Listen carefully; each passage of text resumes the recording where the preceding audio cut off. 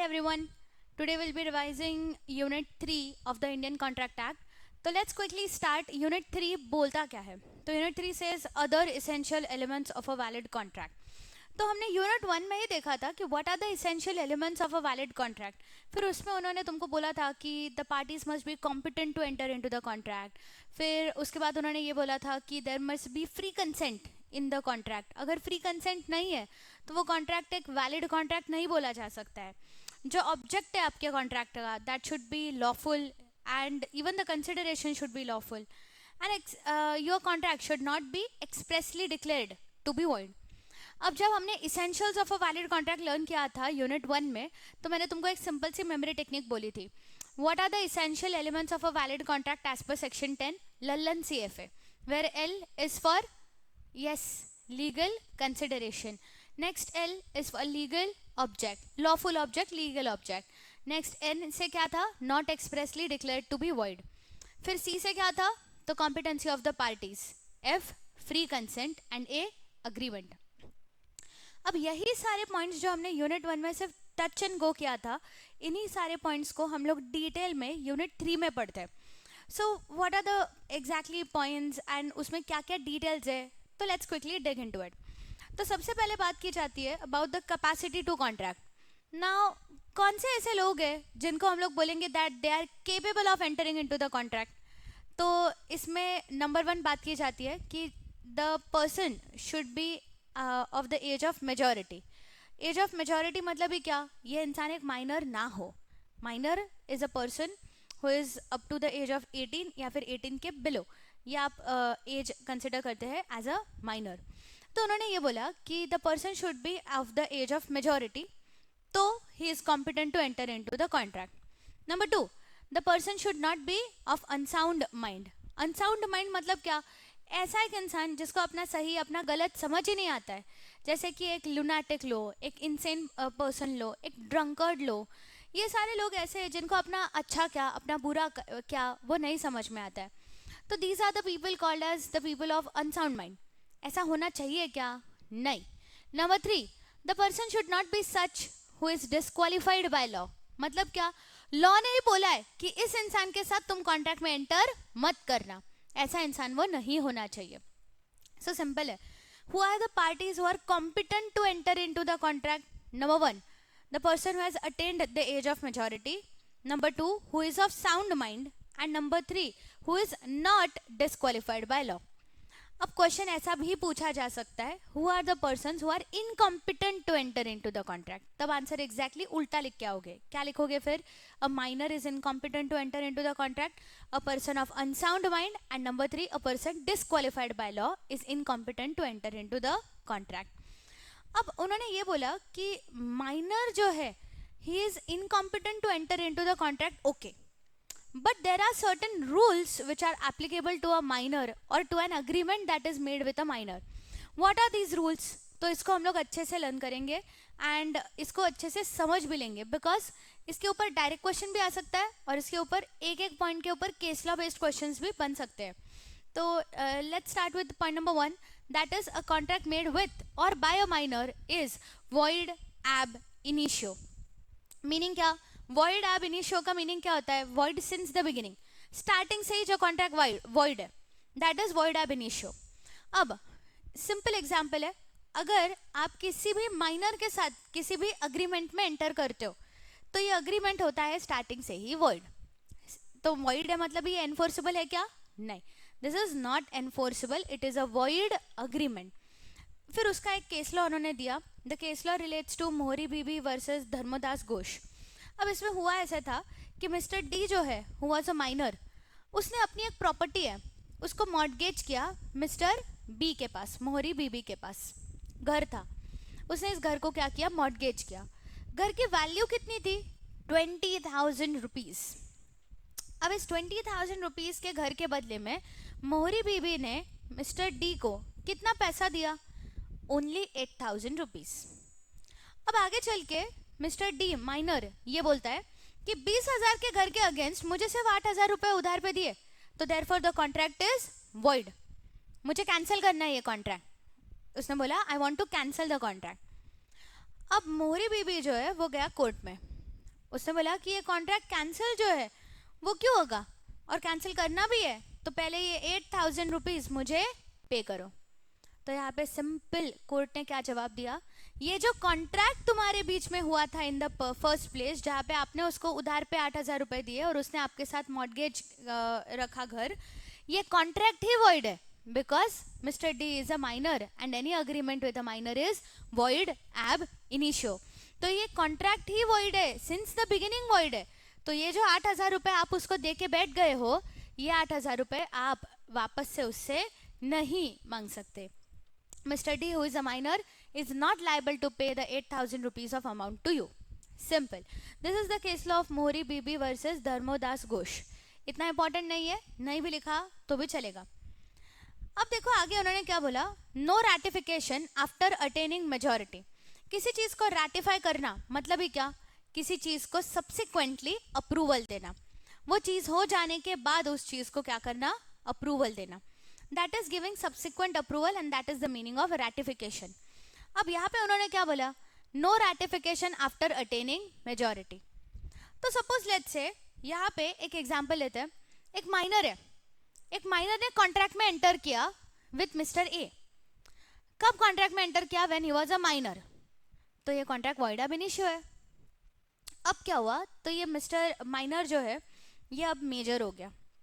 अब ये मेजर बनने के बाद बोलता है कि वो जो कॉन्ट्रैक्ट मैंने मिस्टर ए के साथ किया था जब वो एक माइनर था, जब मैं एक माइनर था, इस कॉन्ट्रैक्ट को अब जाके मैं अप्रूव करता हूं, मैं इसको अब रैटिफाई करता हूं। Will that make the contract between this minor and mister A a valid contract? The answer is no.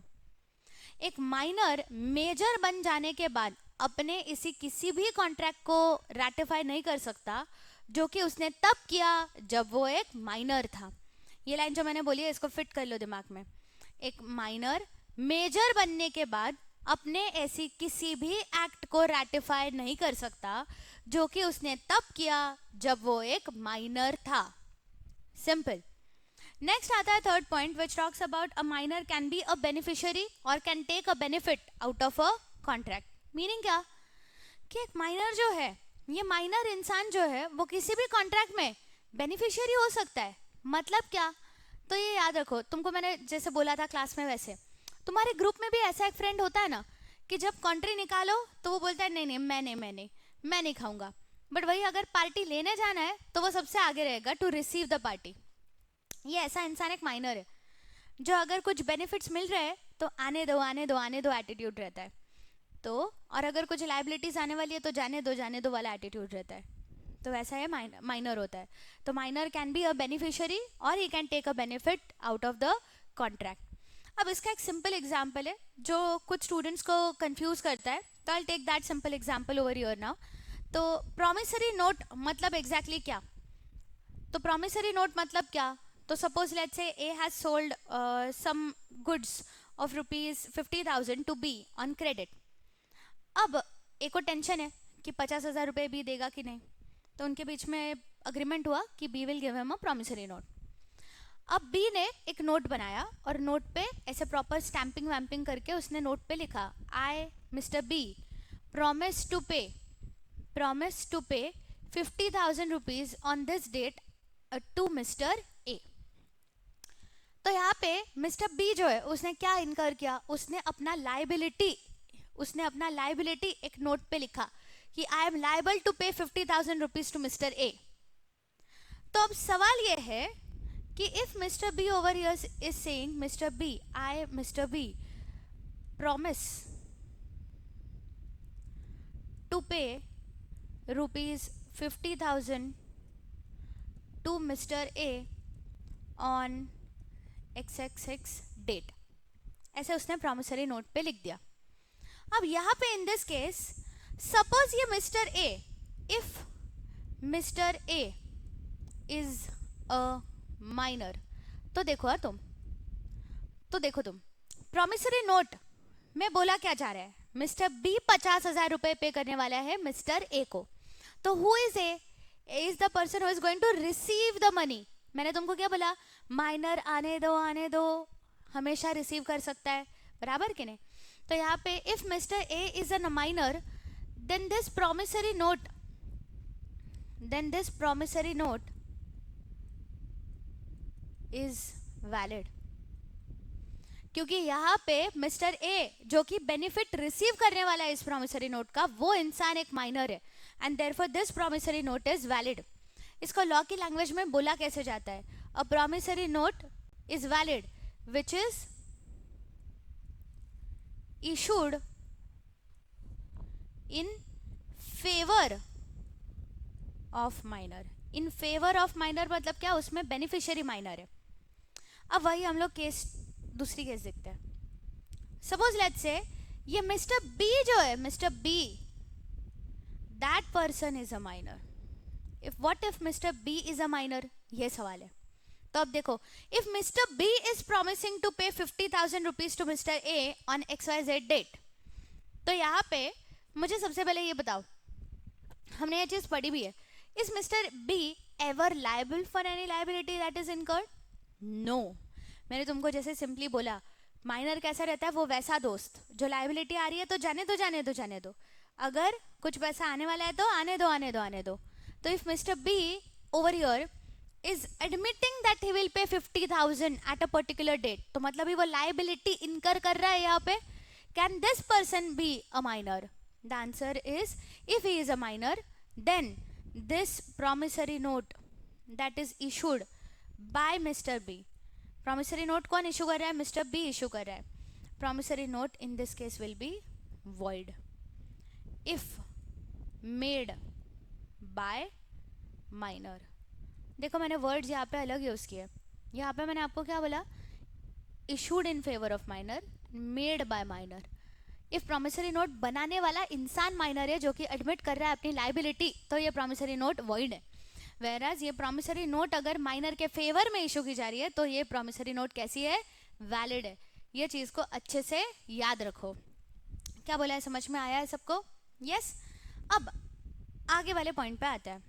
यहाँ पे उन्होंने एक पॉइंट बोला, देखो, अ minor can not become a partner in a partnership firm.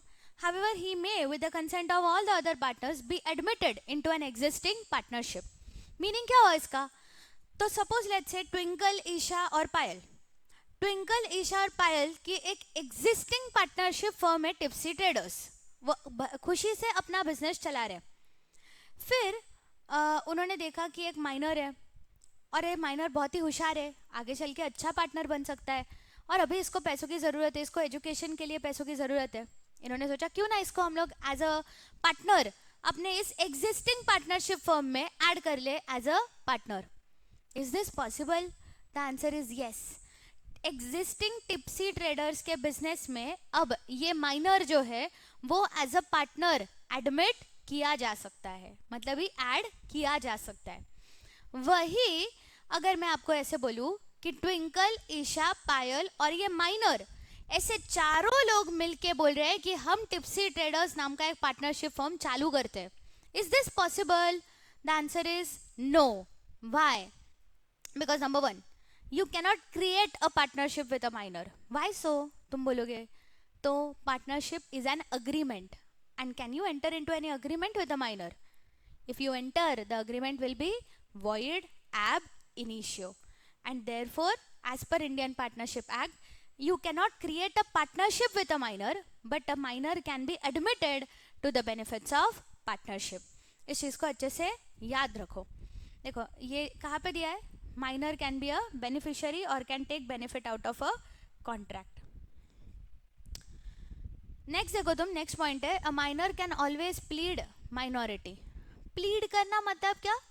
किसी एक स्टेटमेंट को पास करना. Sorry, a minor can always plead minority.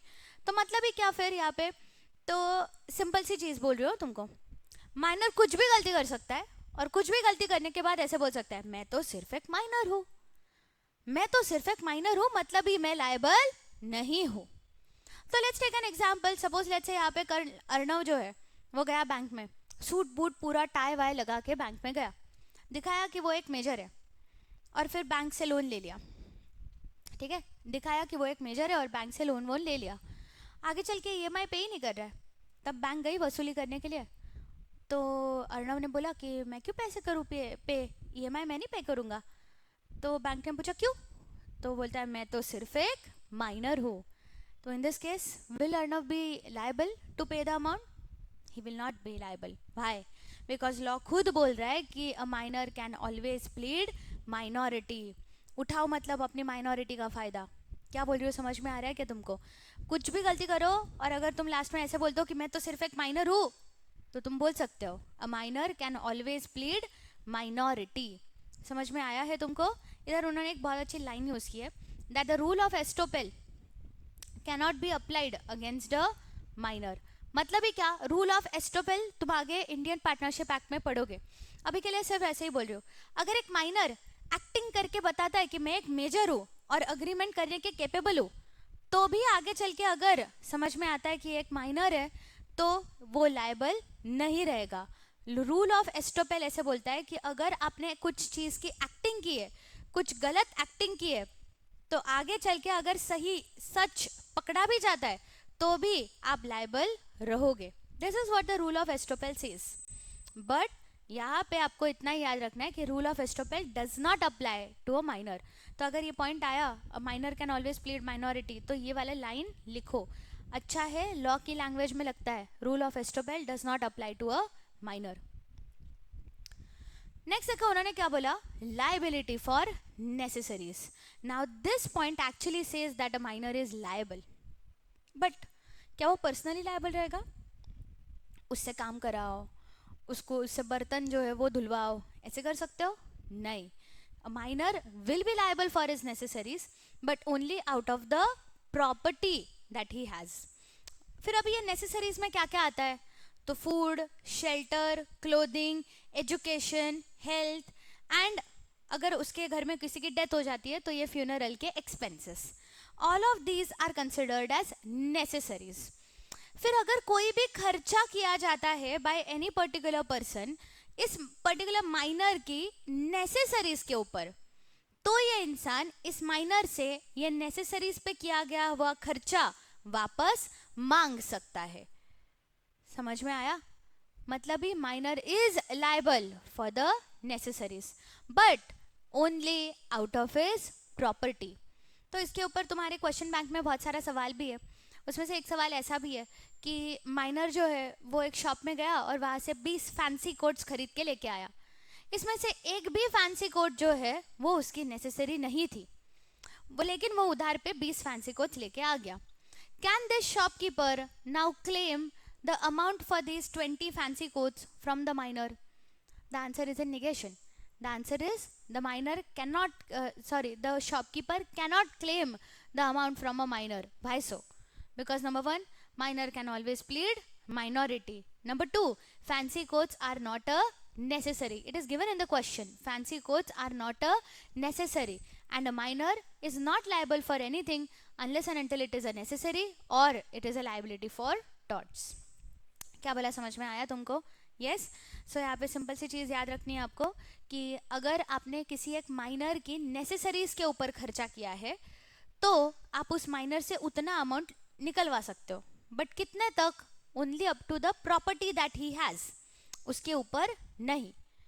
लेकिन अगर आपने उसकी नेसेसरीज के अलावा किसी चीज़ पे खर्चा किया है तो वो आपको वापस से पे करने के लिए माइनर लायबल नहीं है.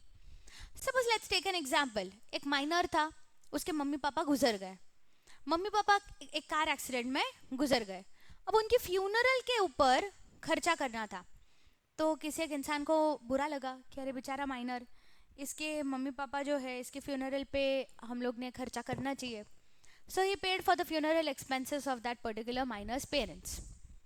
Can he now claim the refund of it, the reimbursement for it? The answer is yes, he can do that. Y?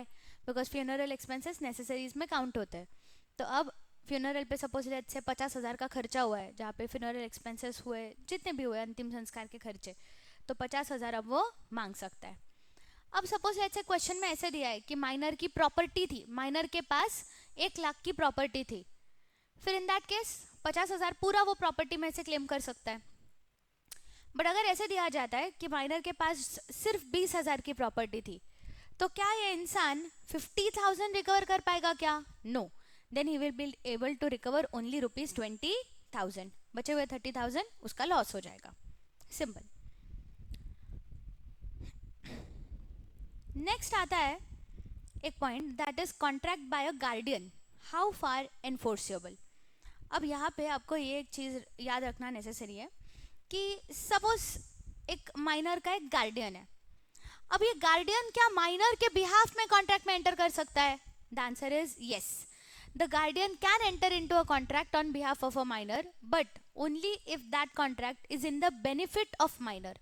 अगर वो कॉन्ट्रैक्ट माइनर के बेनिफिट में है, उसके भलाई में किया जा रहा है, तो इन दैट केस कोर्ट से परमिशन लेके गार्डियन माइनर के बिहाफ पे उस कॉन्ट्रैक्ट में एंटर कर सकता है। बट सिर्फ माइनर की ज़रूरत नहीं है, उसको उससे कुछ बेनिफिट नहीं है, तो भी अगर एक गार्डियन माइनर के बिहाफ में किसी कॉन्ट्रैक्ट में एंटर करता है तो वो कॉन्ट्रैक्ट होगा वॉइड। नेक्स्ट आता है नो स्पेसिफिक परफॉर्मेंस। अभी इस वाले पॉइंट को मैंने तुमको पहले ही बोला है कि ये वाला पॉइंट जो है वो जैसा है वैसे के वैसा लिखो। आगे जब हम लोग फ्यूचर यूनिट्स करेंगे उसमें इस पॉइंट को मैं और अच्छे से एक्सप्लेन करूंगी। नेक्स्ट आता है नो इंसॉल्वेंसी। नो इंसॉल्वेंसी मतलब क्या? किसी का दिवाला निकलना। A case where the liabilities are more than the assets, तो हम बोलेंगे that the person has become insolvent। अब यहाँ पे उन्होंने क्या बोला? ऐसा एक इंसान जिसके सिर्फ assets ही है, जिसके liabilities कोई है ही नहीं, क्योंकि वो liable ही नहीं है, ऐसा इंसान कभी insolvent हो भी सकता है क्या? नहीं। तो a minor can never be declared as an insolvent। Simple, no insolvency।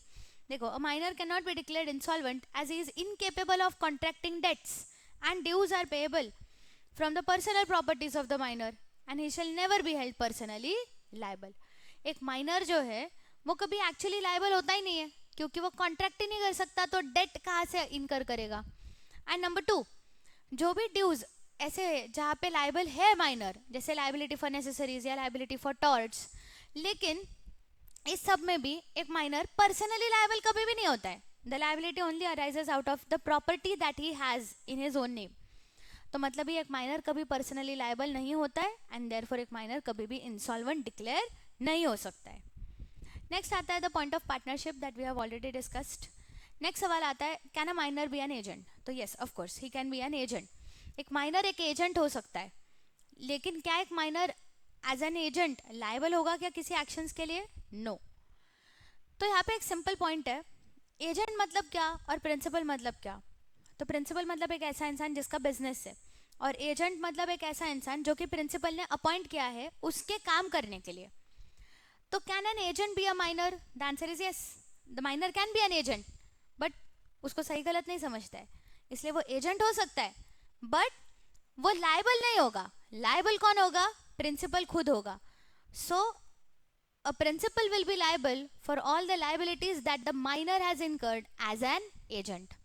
और इसीलिए उन्होंने बोला कि a minor can draw, deliver or even endorse the negotiable instruments without himself being liable for it। वो negotiable instrument draw भी कर सकता है, draw करना मतलब किसी के फेवर में इशू करना, deliver भी कर सकता है, endorse भी कर सकता है, without himself being liable। Here he'll be issuing it as an agent। तो ये चीज़ भी याद रखो। बट पता है माइनर को कभी एज एन एजेंट अपॉइंट नहीं करते हैं, क्यों?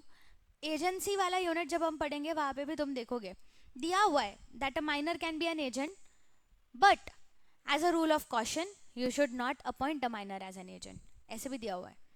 तो इसीलिए माइनर को कभी एज एन एजेंट हम रखेंगे ही नहीं, क्योंकि अगर रखोगे तो गलती तुम्हारी ऐसे ही माना जाएगा ना, कुछ भी करे वो। तो इसीलिए अगर तुम होशियार हो तो never appoint a minor as an agent. Next आता है माइनर कैनॉट बाइंड पेरेंट्स और गार्डियंस। मतलब ही क्या? तो सिंपल है, एक माइनर जो है वो कहीं पे भी जाके अगर कुछ भी खर्चा करके आ जाता है तो उसके पेरेंट्स या उसके गार्डियंस इस खर्चे के ऊपर लायबल होंगे, ऐसे है क्या? The answer is no. किसी भी प्रकार का खर्चा वो करे फिर, even if it is for necessaries और नॉट फॉर नेसेसरीज, अगर एक माइनर जाके ऑन इट्स ओन कोई भी खर्चा करके आता है तो लीगली लॉफुली उसके पेरेंट्स उसके गार्डियंस इस लाइबिलिटी के लिए लायबल नहीं होते। फिर तुम बोलेगे लेकिन फिर मैम हमारे मम्मी पापा तो हम जो भी उधार पे लेके आते हैं पैसा पे करते हैं, तो वो तो करेंगे ही ना बेटा, मॉरल रिस्पॉन्सिबिलिटी मानते हैं वो, तुम उनके बच्चे हो इसीलिए वो पे करते हैं, but legally lawfully they are not liable to pay. फिर उन्होंने एक चीज बोला लेकिन यहाँ पे, लेकिन अगर तुम्हारे पेरेंट्स या गार्डियन ने तुमको बोला है एज एन एजेंट, तुमको उन्होंने यहाँ पे अपॉइंट किया है और बोला है कि जाओ ये पर्टिकुलर लायबिलिटी इनकर करके आ जाओ, तो in that case the parents और the guardians will be liable. इसका भी एक बहुत अच्छा एग्जाम्पल है। तो suppose let's say mister C a minor, वो जाता है हीरो होंडा की शोरूम में और वहाँ से गाड़ी खरीदने का कॉन्ट्रैक्ट करता है और बोलता है कि पैसा देने के लिए पापा आ जाएंगे। निकल जाता है, बाद में पैसा देता ही नहीं है।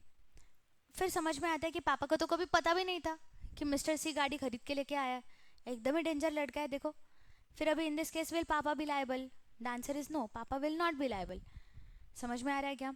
बट वही अगर क्वेश्चन में ऐसा दिया कि पापा ने मिस्टर सी को बोला था कि हे बच्चे तू जा और अपने लिए एक गाड़ी अच्छी सी खरीद के लेके आ, फिर मिस्टर सी गया है और अपने लिए पैसा गाड़ी खरीद के लेके आया है, तो पापा विल बी लायबल क्या? यस। व्हाई? बिकॉज यहाँ पे पापा ने मिस्टर सी को बोला कि बच्चे जा और अपने लिए गाड़ी लेके आ, मतलब ही यहाँ पे mister C was acting as an agent for his parents and therefore the parents और the guardians will be liable. Next आता है joint contract by a minor and an adult. तो सपोज लेट्स से यहाँ पे मैं और श्रावणी, हम दोनों ने मिलके कॉन्ट्रैक्ट में एंटर किया, ठीक है? मतलब me and Shravani versus mister B. मैं और श्रावणी दोनों ने jointly as joint promisors mister C के साथ एक कॉन्ट्रैक्ट में एंटर किया, जहाँ पे हमने कुछ लाइबिलिटी ऑफ ₹1,00,000 इनकर कर ली। अब कल जाके ये मिस्टर सी पैसा किससे मांगेगा और कौन पे करेगा? तो पूरा का पूरा 1,00,000 रुपए पे करने के लिए who will be liable? I will be liable. So if it is a case जहाँ पे जॉइंट कॉन्ट्रैक्ट हुआ है by a minor and an adult with some third party, तो यहाँ पे लाइबिलिटी पे करते टाइम पे लाइबिलिटी कौन पे करेगा? Only and only the adult. Why? Because minor will not be liable. 13th point आता है अबाउट द श्योरिटी और a guarantor for a minor. तो suppose let's say if there is a contract of guarantee, जहाँ पे एक minor है और ये माइनर जरूर पैसा पे करेगा, ऐसे बोलने वाला उस कॉन्ट्रैक्ट में है एक श्योरिटी या फिर गारंटर जो गारंटी ले रहा है। अब गारंटी लेने का मीनिंग क्या रहता है कि तुम बोल रहे हो कि मैं गारंटी लेता हूँ कि ये इंसान पैसा पे कर ही देगा, अगर नहीं करता है तो उसके बिहाफ पे मैं पे कर दूंगा। तो उन्होंने ऐसे ही बोला कि अगर एक कॉन्ट्रैक्ट हुआ है जहाँ पे minor is the main party, लेकिन श्योरिटी जो है वो एक लाइव अडल्ट है, एक मेजर इंसान है, तो यहाँ पे कल जाके पैसा ये थर्ड पार्टी किससे मांगेगी?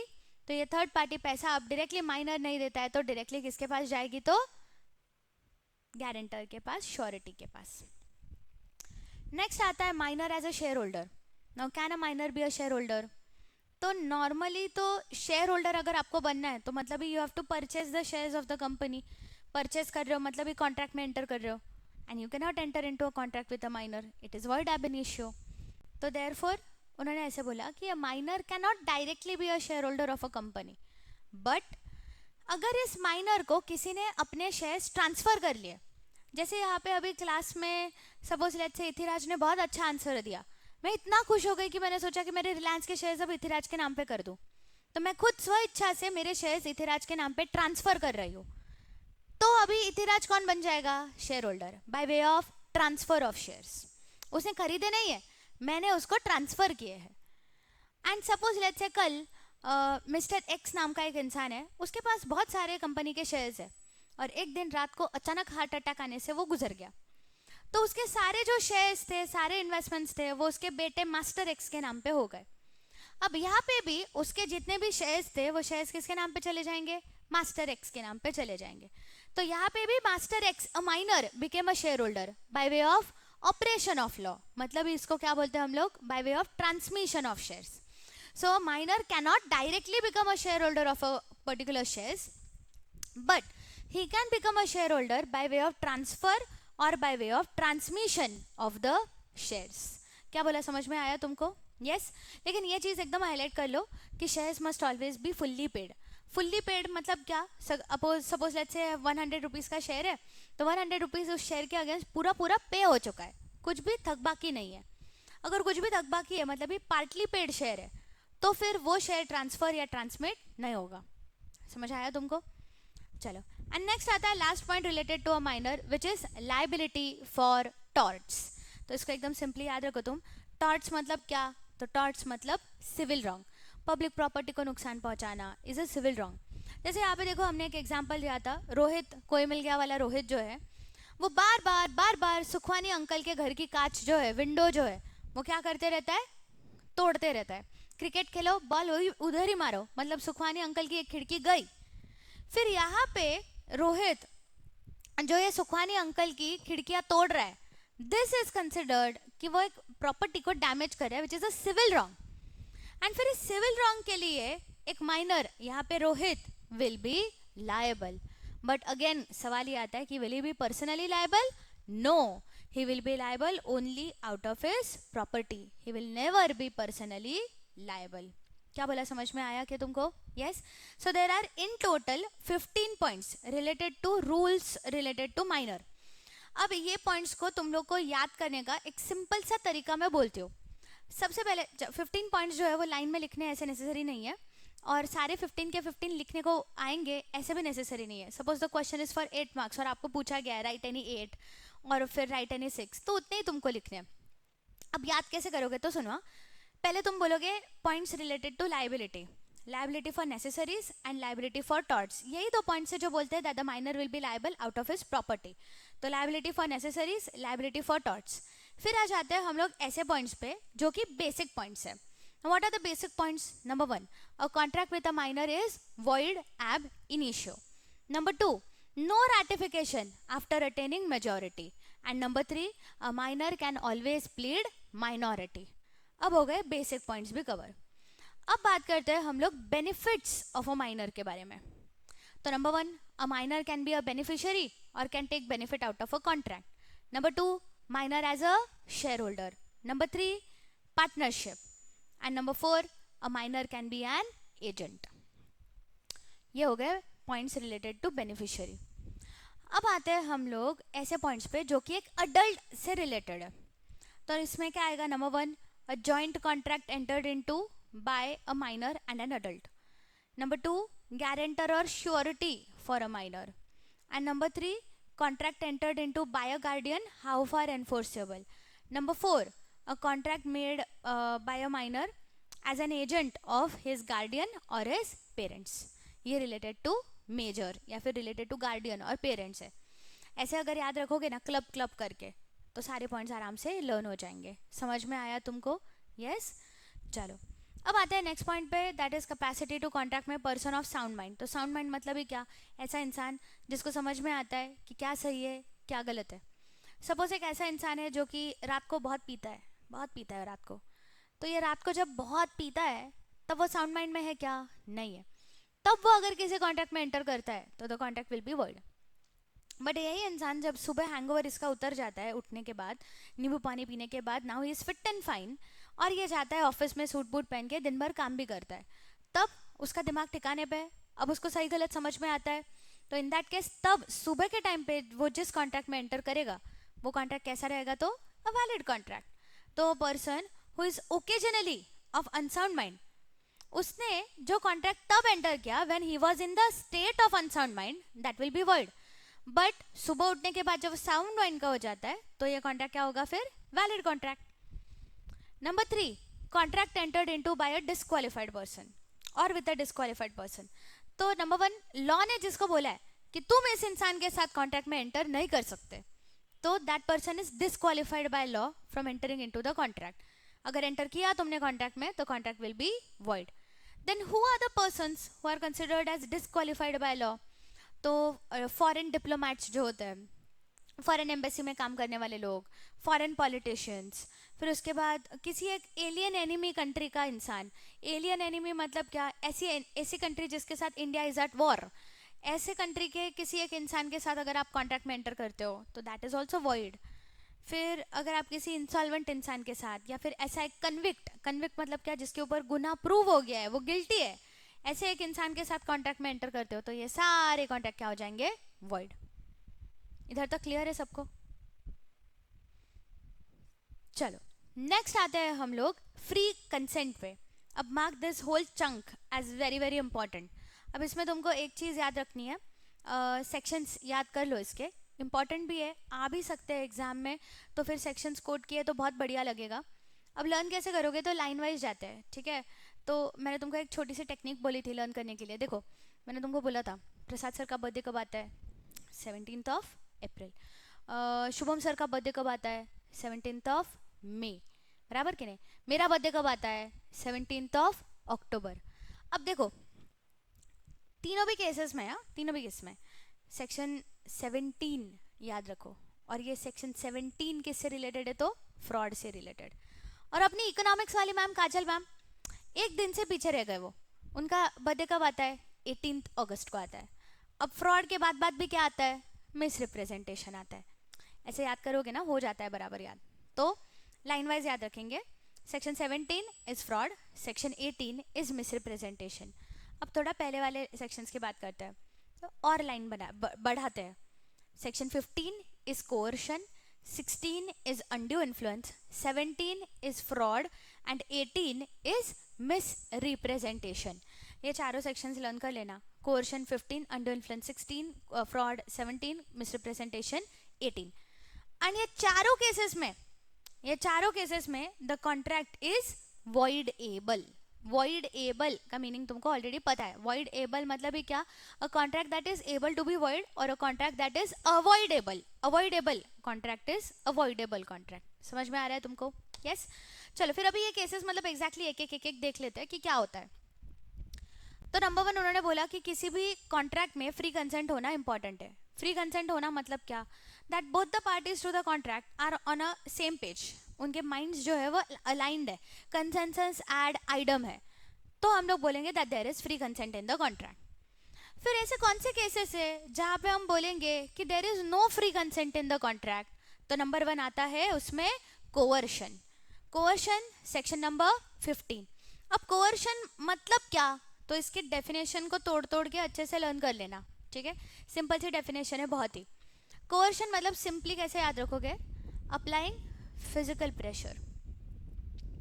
अप्लाइंग फिजिकल प्रेशर, ये उन्होंने डिस्टिंक्शन में भी आगे कवर किया है, बट अभी के लिए ऐसे लिख लो यहाँ पे, applying physical pressure in any contract is coercion. तो उन्होंने क्या बोला, देखो तुम सिम्बा वाला एग्जाम्पल याद करो अपना, सिम्बा वाला एग्जाम्पल। सिम्बा ने क्या किया था, दादाजी को धमकी दी, डॉटर को किडनैप कर लिया और फिर बोला कि तुम्हारी जो प्रॉपर्टी है वो गुंडे को बेचो। बदले में गुंडे ने उनको दिया 1 लाख रुपीज। अब यहाँ पे ये सिम्बा जो है उसने क्या किया, डॉटर को किडनैप किया और फिर दादाजी से वो उनकी मर्जी के खिलाफ लैंड के पेपर्स जो है वो क्या किए, गुंडे को दिए, और लैंड जो है वो बेची दादाजी से गुंडे को। क्यों बेची, क्योंकि डॉटर किडनैप थी इसीलिए। फिर यहाँ पे सिम्बा ने क्या किया था, सिम्बा ने किया था coercion. This contract between dadaji and goonda is caused by coercion and therefore ये contract is avoidable contract. At whose option, कौन इस कॉन्ट्रैक्ट को अवॉइड कर सकता है, तो दादाजी ने अगर हिम्मत दिखाई और गए कोर्ट में और झगड़े वो अगर, तो ये वॉइडेबल कॉन्ट्रैक्ट अब क्या बन जाएगा, वॉइड कॉन्ट्रैक्ट बन जाएगा। लेकिन अगर दादाजी डर डर के चुप बैठे और किसी को कुछ नहीं बोला, तो ये कॉन्ट्रैक्ट क्या रहेगा, एक वैलिड कॉन्ट्रैक्ट। तो सिंपली एक ऐसा कॉन्ट्रैक्ट जो तुम कोर्ट में गए तो वॉइड और नहीं गए तो वैलिड, मतलब ही ऐसा contract who has the ability to become void is avoidable contract, and this voidable contract is always avoidable by the aggrieved party।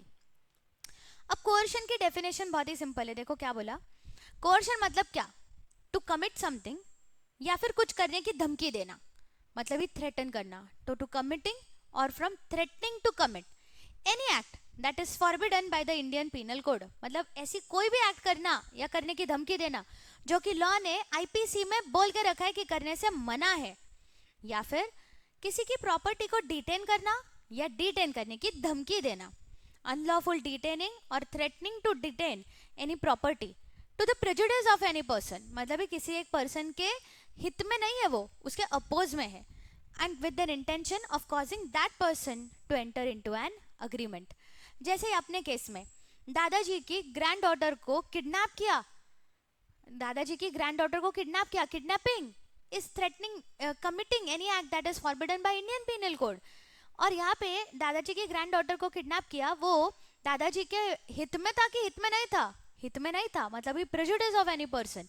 Intention क्या था कि दादाजी गुंडे के साथ अग्रीमेंट में एंटर कर ले, with an intention of causing any person to enter into an agreement. तो याद रखो तुम, कोerशन मतलब क्या, कुछ करना या करने की धमकी देना।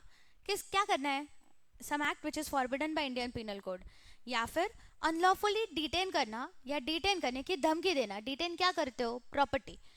समझ में आ रहा है? तो इतना भी याद रखोगे तो भी डेफिनेशन लर्न हो जाएगा।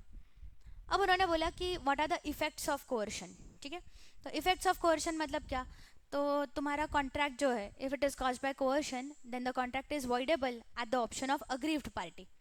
वॉइडेबल है मतलब ही क्या, वो कॉन्ट्रैक्ट अग्रीव्ड पार्टी जो है वो इस कॉन्ट्रैक्ट को रिसाइन भी कर सकता है।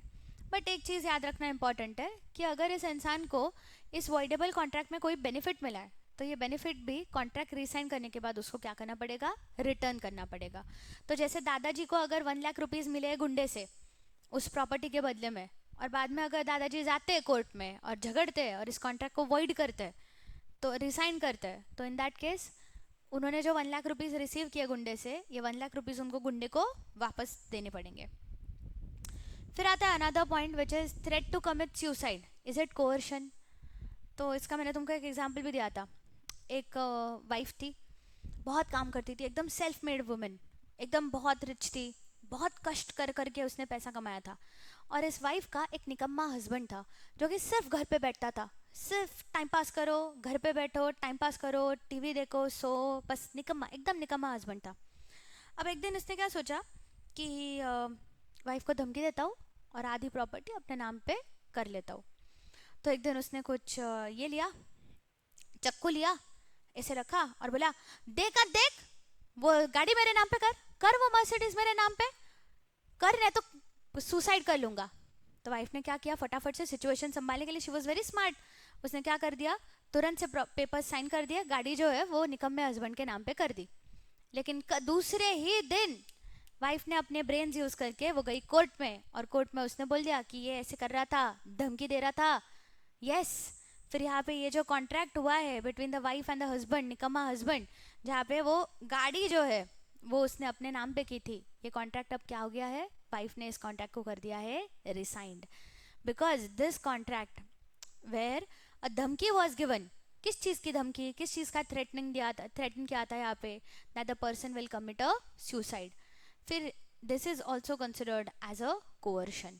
तो वही उन्होंने यहाँ पे दिया है। So threatening to commit suicide is also coercion, because Indian penal code ने बोला है कि आप अगर सुसाइड करते हो या करने की धमकी देते हो किसी को, तो सुसाइड करना is also an act which is forbidden by Indian penal code. Indian penal code मना करता है सुसाइड करने से। फिर तुम बोलोगे लेकिन मैम इंडियन पीनल कोड में तो पनिशमेंट्स होती है, तो सुसाइड भी पनिशेबल है क्या? तो मरे हुए इंसान को क्या पनिशमेंट दोगे रे?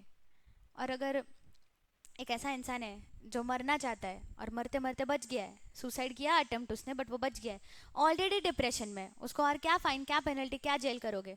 तो suicide is one such act which is forbidden by Indian penal code but not punishable. ठीक है,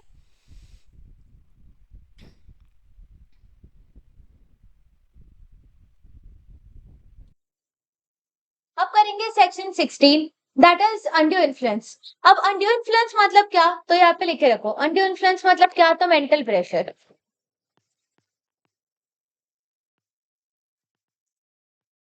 तो अभी डेफिनेशन से इसको समझेंगे। उन्होंने डेफिनेशन में क्या बोला, a contract is said to be induced by undue influence where the relations subsisting between the parties are such that one of the party is in a position to dominate the will of the other and he uses that position to obtain an unfair advantage over the other। एकदम simple सी चीज उन्होंने बोली है कि under influence हुआ है, ऐसे हम लोग कब बोलेंगे, जब इसके कुछ इसेंशियल इंग्रेडिएंट सेटिस्फाई हो जाता है। अब what are the essential elements needed in an under influence? Number one is कि parties must be in some relationship. Number two, blood relation necessary नहीं है, some relation is necessary. Number two is that them one of the parties is in the position to dominate the will of the other, and number three, वो इस dominating position का unfair advantage भी ले रहा है। जब इस तीनों essentials को टिक टिक टिक होगा तो हम बोलेंगे कि कॉन्ट्रैक्ट में हुआ है undue influence। अब इसके कुछ एग्जांपल्स है, तो याद करो तुम, हमने पढ़ा था रियल एंड अपेरेंट अथॉरिटी। अब देखो यहाँ पे ये मास्टर है और ये सर्वेंट है। अब ये मास्टर जो है वो सर्वेंट को बोलता है कि उसकी जो 50 लाख की वर्थ की जमीन है वो तो मुझे 5 लाख में बेच दे। अब ये सर्वेंट को आ रहा है टेंशन कि मास्टर ने अगर मुझे काम से निकाल दिया तो, इसलिए वो यहाँ पे क्या कर रहा है, हाँ बोल दे रहा है और वो कॉन्ट्रैक्ट में एंटर कर लेता है to sell the land worth ₹50 lakh at ₹5 lakh. So ये कॉन्ट्रैक्ट कैसा है, जहां पे एक सर्वेंट ने मेंटल प्रेशर उसके ऊपर लाया गया, मास्टर ने उसको डोमिनेट किया बिकॉज वो एक डोमिनेटिंग पोजीशन पे है, वो एम्प्लॉयर है, इसीलिए उसने सर्वेंट को डोमिनेट किया और अनफेयर एडवांटेज लेते हुए 50 लाख की जमीन 5 लाख में हड़प ली। So real and apparent authority is one case where there can be an undue influence. Number 2, यहाँ पे देखो ये जो बाबा है, तो डेविड जो है वो इस बाबा का भक्त है। अब ये बाबा जो है वो डेविड को बोलते हैं कि तू अगर मुझे कार देगा तो मैं तुझे पीस दूंगा, तुझे प्रोस्पेरिटी दूंगा। तो यहाँ पे भक्त और एक गुरु, इन दोनों में रिलेशन कैसा है, ट्रस्ट का रिलेशन है। डेविड यहाँ पे इस बाबा को बहुत मानता है, उसके ऊपर एकदम ट्रस्ट रखता है कि बाबा जो बोलेंगे वो सच होता है। उनके बीच में फिड्यूशियरी रिलेशनशिप है। फिर ऐसे केस में इस फिड्यूशियरी रिलेशनशिप का अगर कोई एक इंसान उसका अनफेयर एडवांटेज लेता है तो हम बोलेंगे अंडर इन्फ्लुएंस है। नेक्स्ट देखो यहाँ पे एक चालाक बेटा है। देखो ये चालाक बेटा जो है वो अपने बूढ़े दादाजी जो कि उसके घर पे रहते हैं, जिनका दूसरा कोई घर नहीं है, अगर बेटे ने अगर उनको निकाल दिया तो ये बूढ़े दादाजी को वृद्धाश्रम जाना पड़ने वाला है। अब ये देखो चालाक बेटा क्या करता है, तो चालाक बेटा ये बूढ़े दादाजी को बोलता है कि आपकी पूरी जायदाद आप मेरे नाम पे कर दो। अब यहाँ पे दादाजी के ऊपर मेंटल स्ट्रेस है, प्रेशर है कि अगर उन्होंने सारी जायदाद इस बेटे के नाम पे नहीं की तो ये बेटा उनको घर से बाहर निकालेगा।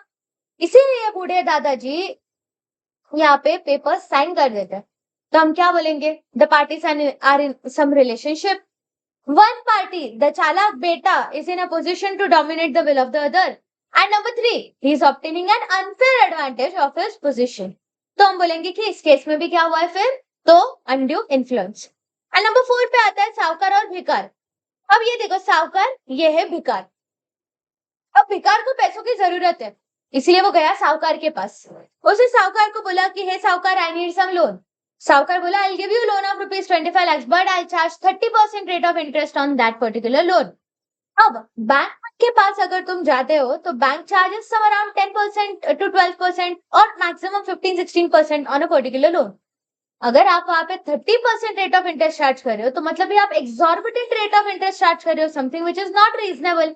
तो यहाँ पे ये साहूकार क्या कर रहा है, साहूकार यहाँ पे इस भिकार के ऊपर मतलब बहुत ज्यादा exorbitant rate of interest charge करके उसको डोमिनेट करके उसकी इस गरीबी का, उसकी जरूरत का अनफेयर एडवांटेज यहाँ पे लिया जा रहा है।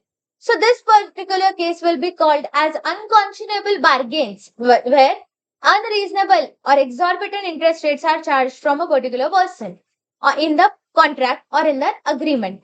This is also one such situation where we will say that there has been an undue influence.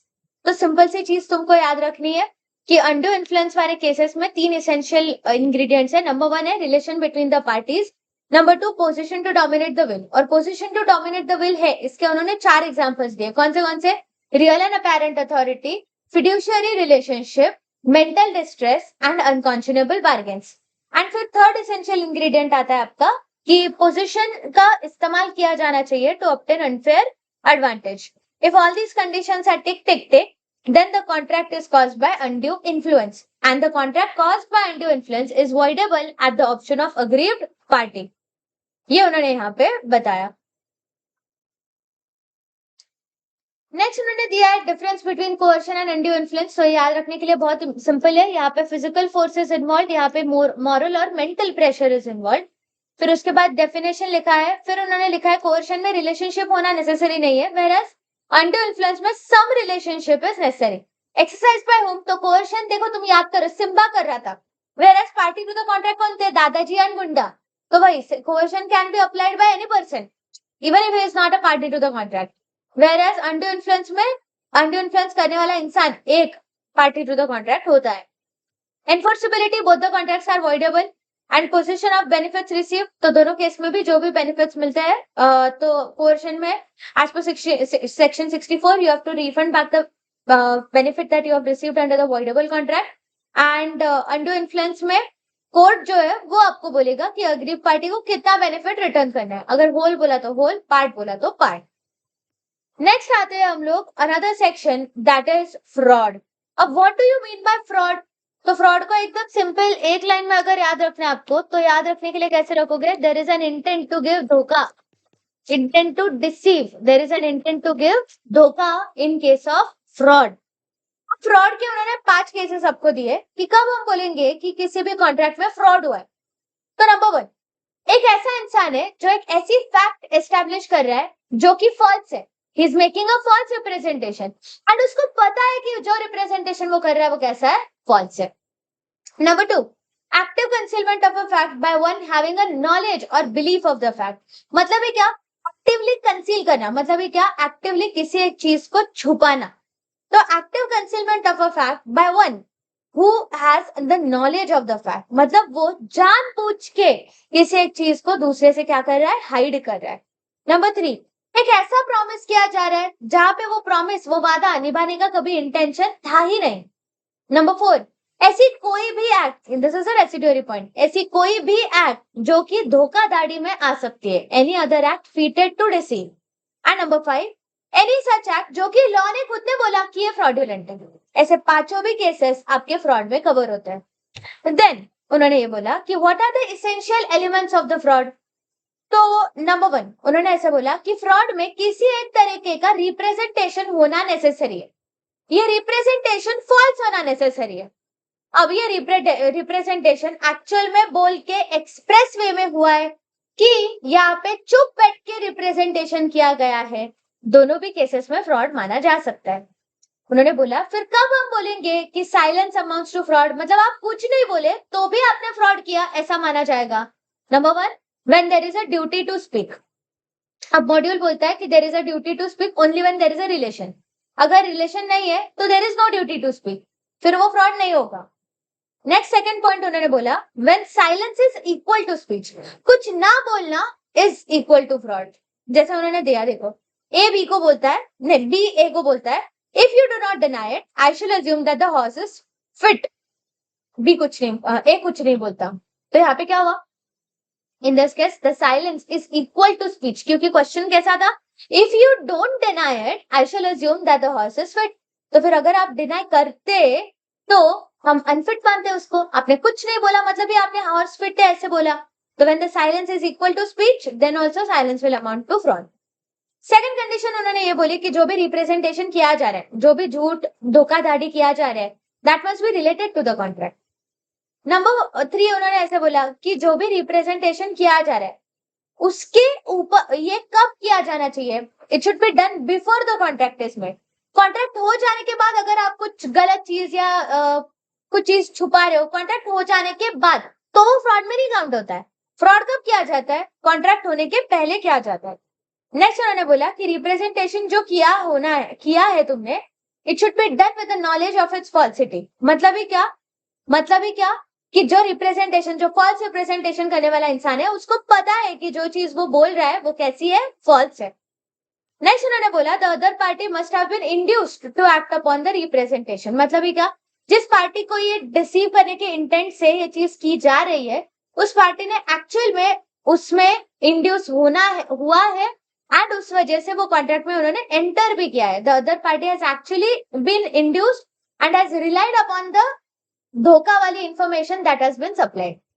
Next, the other party acting on the representation must have consequently suffered a loss.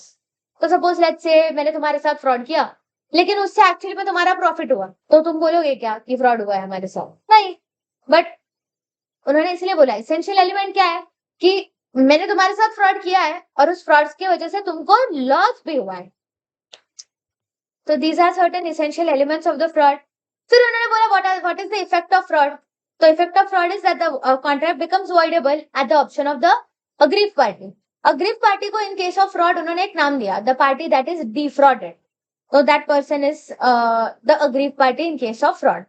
फिर उसके पास क्या क्या remedies है? Number 1, he will resign the contract. Number 2, he can file a suit for damages. And number 3, he can insist on performance of the act. मतलब ही क्या? तो सपोज लेट्स से उसको धोखा दिया गया और उसको बोला गया कि जो बिल्डिंग बनेगी वो 5 मंजिले की बनेगी, 5 फ्लोर्स की बनेगी, लेकिन बिल्डिंग 4 ही फ्लोर्स की बांधी तुमने। तो अभी यहाँ पे ये इंसान जो है, ये तुम्हारे पीछे लग लग के कोर्ट में जा जाके ये यहाँ पे तुमसे 5th फ्लोर कंस्ट्रक्ट करवा सकता है। मतलब ये क्या, he can insist on performance of something that was promised to him. जब रिप्रेजेंटेशन किया गया, फॉल्स रिप्रेजेंटेशन किया गया कि 5 फ्लोर्स की बिल्डिंग हम बांधेंगे, लेकिन बांधी 4 फ्लोर्स की। लेकिन अब ये पार्टी क्या कर सकता है, the party was been defrauded, जिसके साथ धोखा हुआ है, जिसने वहां पे घर खरीद लिया है, ये पार्टी अब क्या कर सकता है, अब ये पार्टी जा सकता है कोर्ट में और बोल सकता है कि I want to insist on performance of what was promised to me. 5 floor की बिल्डिंग प्रॉमिस की थी, बनवाओ, बना के दो। ये उन्होंने यहाँ पे बताया है। अब आते हैं नेक्स्ट इस पे। Next point talks about miss representation. Miss representation section 18। अब मिस रिप्रेजेंटेशन में एक सिंपल कॉमन चीज है जो कि फ्रॉड में है और मिस रिप्रेजेंटेशन में मिसिंग है, that is intent to deceive. धोखा देने का इंटेंशन मिस रिप्रेजेंटेशन में नहीं होता। यहाँ पे भी फॉल्स रिप्रेजेंटेशन किया जाता है, but the party actually believes that the representation that he is making is actually true. इसका तुमको एक एग्जांपल मैंने दिया था कि मैंने अमित को बोला कि मयूर सर की जो R15 है वो तो खरीद सकता है। We entered into the contract कि जहाँ पे मयूर सर की गाड़ी जो है वो अमित को बेची जा रही है, both entered into the contract. Amit जब मयूर सर से पूछने आया तो मयूर सर ने बोला कि हाँ खरीद ले, चालू है गाड़ी, जस्ट पार्किंग में पड़ी हुई है, खरीद ले, वर्किंग कंडीशन में। अब उन्होंने जब 1 साल पहले ये गाड़ी चलाई, एक्चुअल में वर्किंग कंडीशन में थी, ही जेन्युइनली बिलीव्स कि वो आज वर्किंग कंडीशन में, लेकिन जब एक्चुअली देखा जाए तो गाड़ी एक्चुअल में वर्किंग कंडीशन में नहीं है। फिर अमित ने ये गाड़ी खरीद ली। अमित ने ये गाड़ी खरीद ली। खरीद लेने के बाद अमित को ये चीज पता चलती है कि यहाँ पे मयूर सर ने बोला कि गाड़ी वर्किंग कंडीशन में नहीं है, गाड़ी वर्किंग कंडीशन में है, but in reality it was not in working condition. तो क्या अमित ऐसे बोलेगा आपने मेरे साथ धोखा किया, फ्रॉड किया? नहीं, यहाँ पे मयूर सर ने जब बोला कि गाड़ी वर्किंग कंडीशन में है, ही जेन्युइनली बिलीव्ड इट। उनको एक्चुअल में लगा कि गाड़ी वर्किंग कंडीशन में, there was no intent to give धोखा टू अमित। तो this is a case of misrepresentation. अब फिर ऐसे केस में वैसे बोलते हैं कि in case of misrepresentation also the contract becomes voidable at the option of aggrieved party. But यहाँ पे एक चीज उन्होंने ये भी बोली है कि in case of misrepresentation, the contract becomes voidable at the option of aggrieved party, but this aggrieved party cannot claim for any damages from the person who has made the representation. अब ये क्यों? अमित मयूर sir से damages claim नहीं कर सकता है। क्यों नहीं कर सकता है? बिकॉज तुम मुझे बताओ, मयूर सर ने बोला कि गाड़ी वर्किंग कंडीशन में, लेकिन अगर अमित ने गाड़ी खरीदने के पहले वो नीचे जाता, उसने टेस्ट ड्राइव लिया होता, चला के आता 2 किलोमीटर गाड़ी, तो उसको समझ जाता था कि यार गाड़ी तो एक्चुअली खटारा है। बराबर की नहीं? मतलब ही क्या, अगर पार्टी ने रीजनेबल ड्यू डिलिजेंस किया होता तो ड्यू डिलिजेंस से समझ आने वाली बात थी कि यहाँ पे गाड़ी वर्किंग कंडीशन में नहीं है, इसीलिए Amit cannot claim for damages. Simple.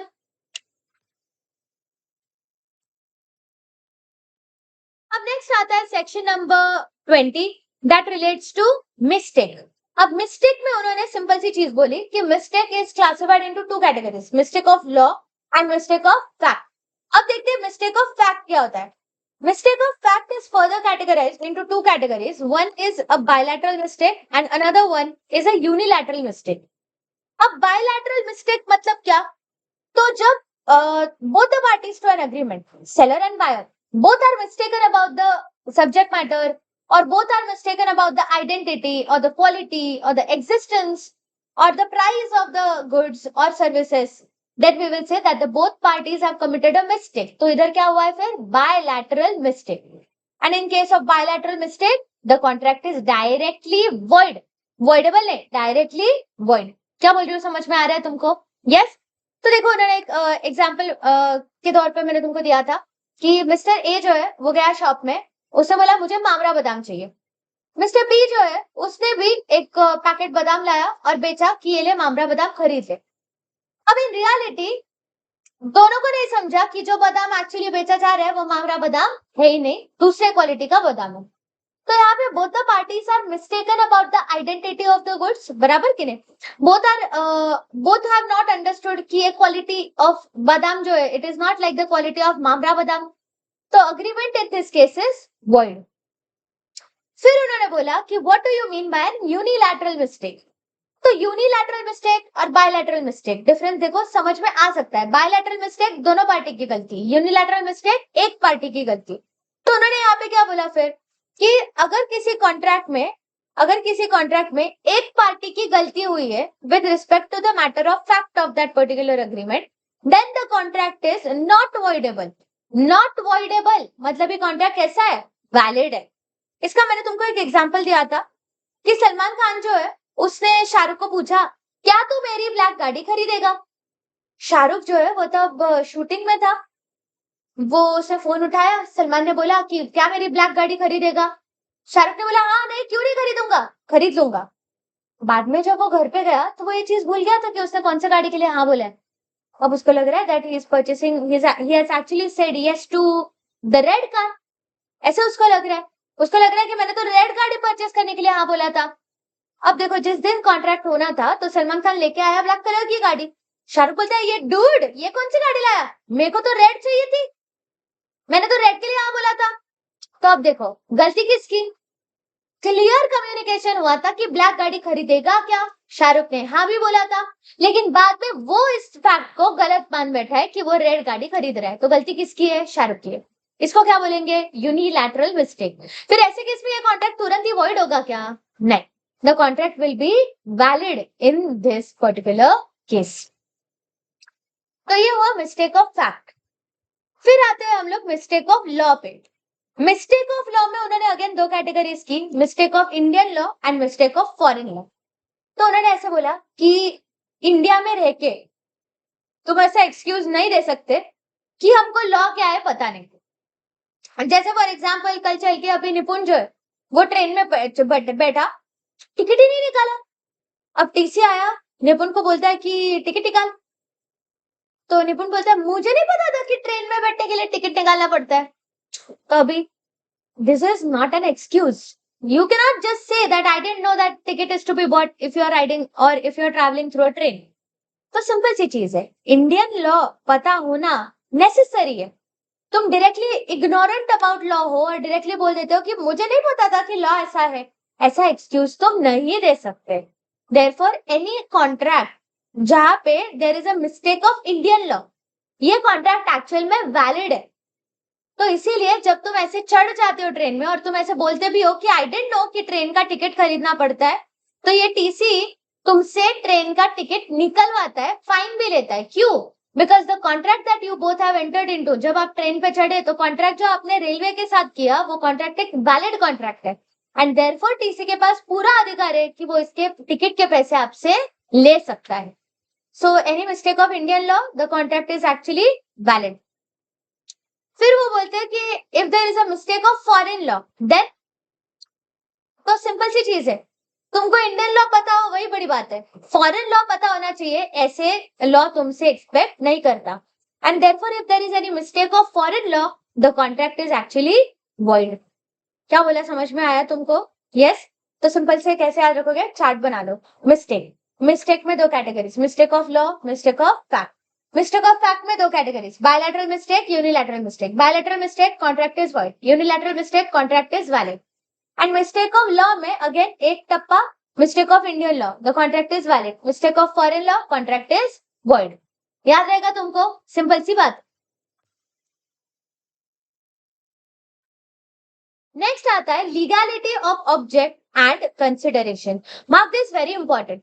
ये यूनिट 3 का one of the most important point है of legality of object and consideration.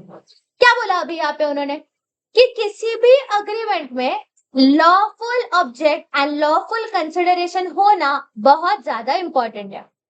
अगर वो नहीं है तो ये अग्रीमेंट्स कैसे होने वाले हैं? वॉइड होने वाले हैं. तो उन्होंने बोला कि सपोज लेट्स से एक ऐसा अग्रीमेंट है जहां पे कंसिडरेशन या ऑब्जेक्ट ऐसा है जो कि लॉ ने फॉरबिड करके रखा है, लॉ ने फॉरबिड किया है, लॉ ने मना करके रखा हुआ है. तो ये अग्रीमेंट कैसा रहेगा? Void in nature. जैसे एक फादर ने एक 17 साल के लड़के की शादी करने का अग्रीमेंट कर लिया। 17 साल का लड़का, माइनर लड़का, शादी not allowed, and therefore the contract is forbidden by law. Number 2 देखो उन्होंने क्या बोला, वेयर द कंसिडरेशन और object are of such nature that if permitted it would defeat the provisions of law. Meaning क्या कि तुम्हारे अग्रीमेंट का जो कंसिडरेशन है या ऑब्जेक्ट है वो ऐसा है कि जिसको परमिट किया तो तुम एक किसी दूसरे लॉ के प्रोविजन को क्या करने वाले हो, कॉन्ट्रावेन करने वाले हो। इसका उन्होंने एक बहुत अच्छा एग्जाम्पल दिया है। एग्जाम्पल कुछ ऐसा है कि जहां पे मिस्टर ए जो है उसने गवर्नमेंट के टैक्सेस रेवेन्यूज पे नहीं किए हैं, इसके ऊपर गवर्नमेंट जो है वो उसके लैंड जो है उसको गवर्नमेंट ने क्या कर लिया है, सीज कर लिया है। अब गवर्नमेंट इसकी जो लैंड है वो बेच रही है वाया ऑक्शन। अब ए ने बी से कॉन्ट्रैक्ट किया और बी को बोला कि हे बी, तू ऑक्शन में आ जाना, ऑक्शन में बैठ जाना, और ऑक्शन में बैठने के बाद जो मेरी लैंड की नीलामी होगी ये लैंड जरूर से तू ही खरीद ले। जितना भी पैसा तुझे ये लैंड खरीदने में लगता है उतना पैसा बाद में मैं तुझे पे कर दूंगा। मतलब देखो ए ने क्या सोचा, समझ आ रहा है क्या यहाँ पे, उसकी जमीन टैक्स ना भरने के लिए जो यहाँ पे नीलाम हो रही है वही जमीन वो वाया बी वापस से क्या कर रहा है, बाय करने की अग्रीमेंट कर रहा है। तो this agreement over here it contravenes the purpose for which SARFAESI act is made. SARFAESI act करके एक एक्ट है जो कि प्रॉपर्टी के रिलेटेड एक्ट है। इसमें उन्होंने दिया है कि ऐसा एक इंसान जो कि डिफॉल्टर है, इस इंसान ने कभी उसकी प्रॉपर्टी की अगर नीलामी होती है तो he should never be able to purchase the same property again. और यहाँ पे ये जो अग्रीमेंट ए और बी कर रहे हैं उससे वो क्या कर रहे हैं, they are contravening the SARFAESI act. तो कॉन्ट्रैक्ट ऐसा ना हो जो कि अगर अलाउ किया तो वो किसी एक दूसरे एक्ट को क्या करे, कॉन्ट्रावीन करे। जैसे यहाँ पे सरफेसी एक्ट को आप क्या करेंगे, कॉन्ट्रावीन करेंगे अगर ए और बी वाला ये अग्रीमेंट वैलिड हुआ तो, एंड देयरफॉर ये अग्रीमेंट भी कैसा है between A and B, void है। नंबर 3 उन्होंने ऐसा बोला कि any agreement which is entered into to promote fraud, किसी का मर्डर करने के लिए किसी की सुपारी दी, ऐसे वाले जो ये कॉन्ट्रैक्ट्स रहते हैं जो कि फ्रॉडुलेंट रहते हैं, किसी को फ्रॉड करने के लिए किए गए कॉन्ट्रैक्ट्स है, तो ये सारे कैसे है, तो वॉइड इन नेचर। नेक्स्ट उन्होंने बोला कि अगर आपका एक कॉन्ट्रैक्ट ऐसा है which causes injury to any person और which causes injury to a property, तो ये कॉन्ट्रैक्ट कैसा है अगेन, तो the contract is void. Injury to person जैसे कि स्लेवरी वगैरह, and injury to a property तो तुम याद करो वो चेतन भगत वाला एग्जाम्पल, कॉपीराइट वाला एग्जाम्पल, इन्फ्रिंजमेंट ऑफ कॉपीराइट वाला एग्जाम्पल, तो उसमें भी आप क्या कर रहे हो, you are injuring the property of a particular person, तो that agreement is also void. Next उन्होंने बोला when the consideration is immoral और unlawful it is again void. जैसे कि ए ने बी के साथ अग्रीमेंट किया कि तू अगर मेरे लिए शादी के लिए एक लड़की ढूंढ के लाता है तो मैं तुझे 50,000 दूंगा। ये क्या है फिर, ऐसा चलता है क्या? This agreement is not something that is allowed as per the values that we have been taught, इसीलिए उसको क्या बोला जाता है, इमोरल बोला जाता है, and therefore such agreements are also void. फिर वो जुदाई वाला एग्जाम्पल याद आ रहा है क्या तुमको, जुदाई वाला एग्जाम्पल जहाँ पे उर्मिला मातोंडकर और श्रीदेवी के बीच में कॉन्ट्रैक्ट होता है कि तू अनिल कपूर को डिवोर्स दे, आई पे यू द मनी, याद आ रहा है क्या तुमको? तो ये अग्रीमेंट भी कैसा था, इमोरल था, and therefore that was also void. Next उन्होंने बोला कि if the agreement is such where the consideration is opposed to public policy then the agreement will be void. Now what do you mean by opposed to public policy? Simple है, यहाँ पे लिख के रखो, जो जनहित में जारी नहीं है that is opposed to public policy. Anything that is not in the benefit of public interest is opposed to public policy. Now, what are the agreements that will be called as opposed to public policy? तो वो हम लोग अभी एक एक करके पढ़ेंगे। Number 1 is trading with an enemy. अगर आप एक किसी enemy के साथ ट्रेड कर रहे हो तो that agreement is void. जैसे यहाँ पे suppose let's say तुमको ये पता भी होगा, this is a real life example, कि जब इंडिया और चाइना के बीच में रिलेशंस बीच में खराब हुए थे तब एट दैट टाइम जो भी चाइनीज एप्स है जैसे कि सवाना जैसे कुछ कुछ शॉपिंग एप्स थे, शीन वगैरह, टिकटॉक, पबजी, जेंडर करके देखो एक फाइल ट्रांसफर वाला ऐप था, ये सारे क्या हो गए थे, इंडिया से बैन हो गए थे। तो वही उन्होंने बोला कि गवर्नमेंट कभी भी ये नहीं चाहता कि अपनी कंट्री जिस कंट्री के साथ वॉर में है उस कंट्री के किसी इंसान के साथ आप अग्रीमेंट में एंटर करो। तो suppose let's say if India is at war with Pakistan, और ऐसे सिचुएशन में mister A from India enters into an agreement with mister B of Pakistan to purchase khajur from him, dates from him. तो ये agreement कैसा रहेगा? Oppose to public policy, because here mister A from India is trading with an enemy and therefore the agreement is opposed to public policy and therefore void. Number 2 उन्होंने बोला stifling prosecution, very very important। अब इस चीज को भी अच्छे से समझ लो। stifling prosecution मतलब क्या? तो अग्रीमेंट से या प्रोसिक्यूशन से के साथ छेड़खानी करना, ठीक है। अब उन्होंने सिंपल सी चीज यहाँ पे बोली कि इसके लिए पहले तुमको दो चीजें समझना इंपॉर्टेंट है। Number 1 is what do you mean by a compoundable offense, and number 2 what do you mean by a non-compoundable offense। तो इस चीज को अच्छे से समझ लो, कंपाउंडेबल और नॉन कंपाउंडेबल ऑफेंस क्या होता है। Just give me a minute.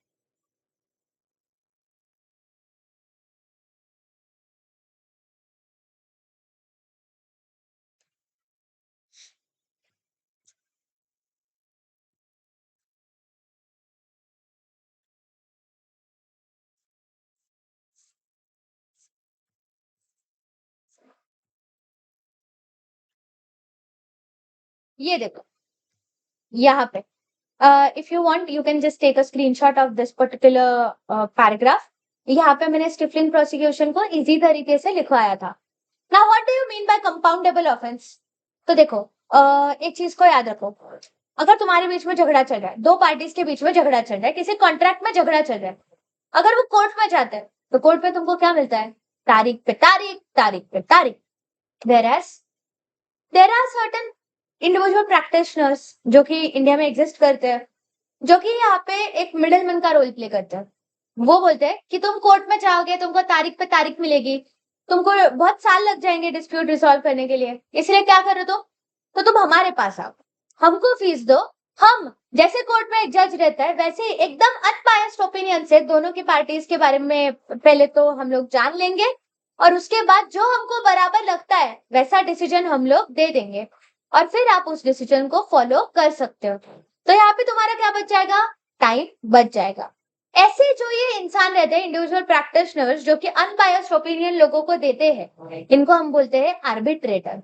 इनको क्या बोलते हैं हम लोग? आर्बिट्रेटर। तो ये एक इंपॉर्टेंट थिंग है। दूसरा इंपॉर्टेंट कॉन्सेप्ट जो आपको लर्न करना है that is what do you mean bye compoundable offence. अब कंपाउंडेबल ऑफेंस मतलब एक ऐसा ऑफेंस जैसे कि चोरी, जो कि आप जिसके लिए आप आउट ऑफ कोर्ट सेटलमेंट कर सकते हो।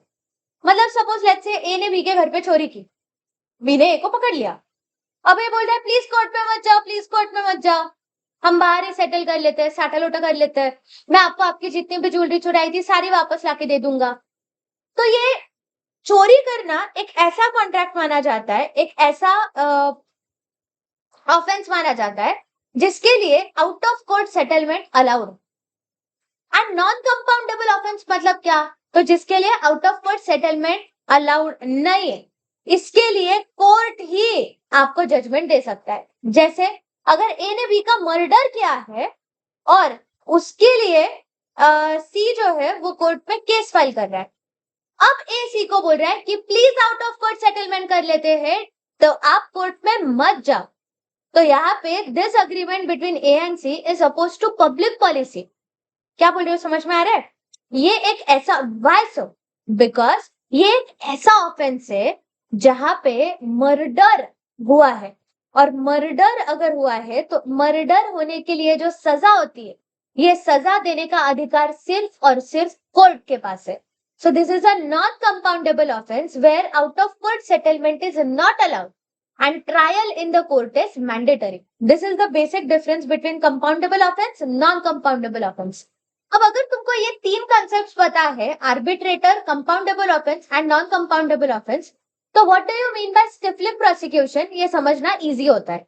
स्टिफलिंग प्रोसिक्यूशन को एकदम अगर इजीली तुम याद करो तो इसका मीनिंग ये होता है कि किसी भी डिस्प्यूट को कोर्ट में जाने से, किसी भी इंसान को कोर्ट में जाने से रोकना या चलती हुई केस को कोर्ट से बंद करवा देना, उस केस को ही क्लोज करवा देना, ये दोनों भी माना जाता है स्टिफलिंग प्रोसिक्यूशन में।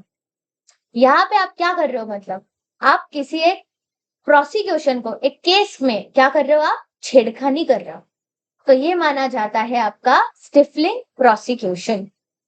तो सिंपल सी आप याद रख सकते हो, किसी भी केस को कोर्ट में जाने से रोकना या चलती हुई केस को दबा देना इज स्टिफलिंग प्रोसिक्यूशन। यहाँ पे तुम अगर देखोगे तो मॉड्यूल में जो वर्ड्स यूज किए उन्होंने, दैट आर क्वाइट डिफिकल्ट, तो if you want to write it in the exam, if it comes in the exam, तो you can write it in your simple language as well, you will get marks.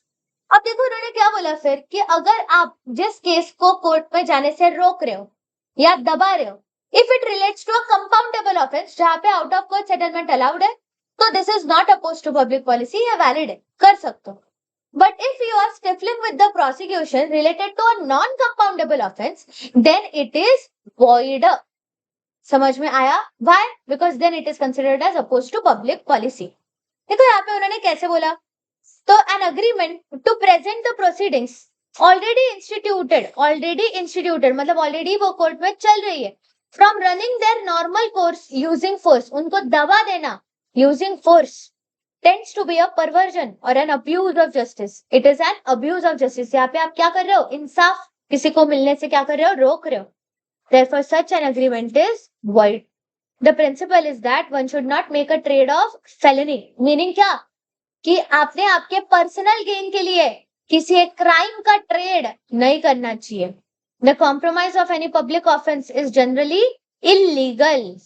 फिर उन्होंने नीचे दे दिया आपका compoundable offence and non compoundable offence का meaning, कि अगर आपका कंपाउंडेबल ऑफेंस है, देखो agreement with respect to an offense which is compoundable, the agreement is not opposed to public policy.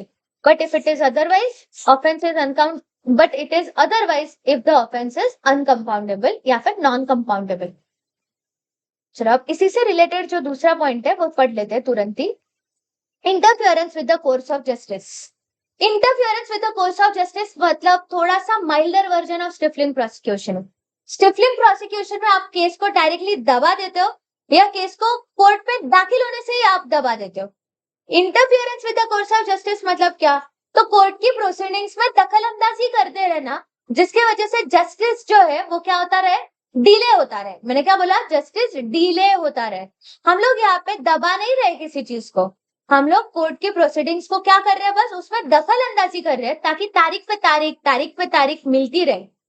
तो यहाँ पे उन्होंने ऐसे बोला कि if A enters into an agreement with B, और वो उसको बोलता है कि मैं तुझे पैसे दूंगा अगर तू, जो कि विटनेस है केस का, B who is a witness to a particular case, तो ए बी को पैसा देता है और बोलता है कि तू अगर कोर्ट में एज अ विटनेस नहीं आता है तो मैं तुझे पैसे दूंगा।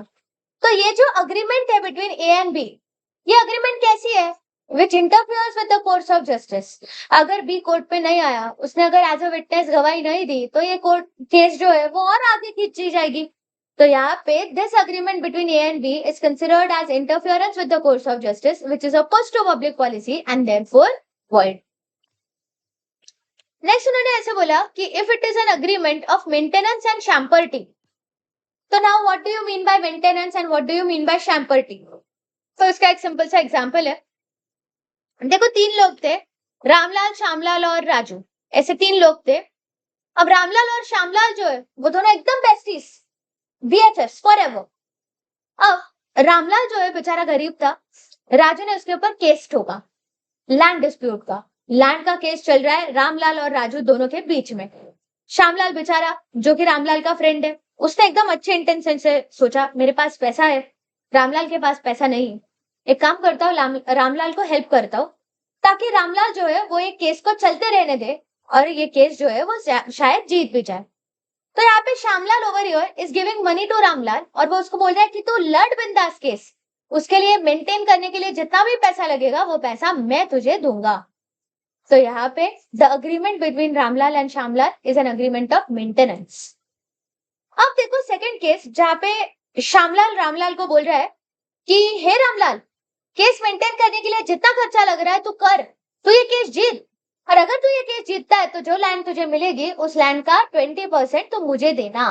तो यहाँ पे देखो, केस मेंटेन करने के लिए पैसा पे किया जा रहा है, बट बोला जा रहा है कि उसमें से जो भी केस जीतने से जो लैंड मिलेगी उसका 20% मुझे देना। So this agreement is an agreement of शैम्पर्टी।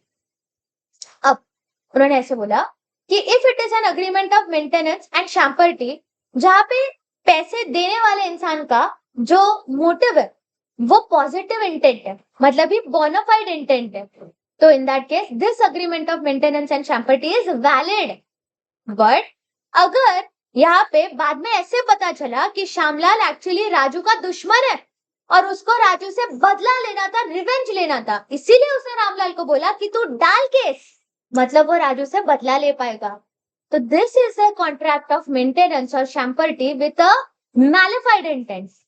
तो अगर आपने ऐसा कॉन्ट्रैक्ट किया of maintenance and champerty where there is a mala fide intent behind it, तो ऐसा अग्रीमेंट होगा oppose to public policy and therefore void. क्या बोला, समझ में आया तुमको?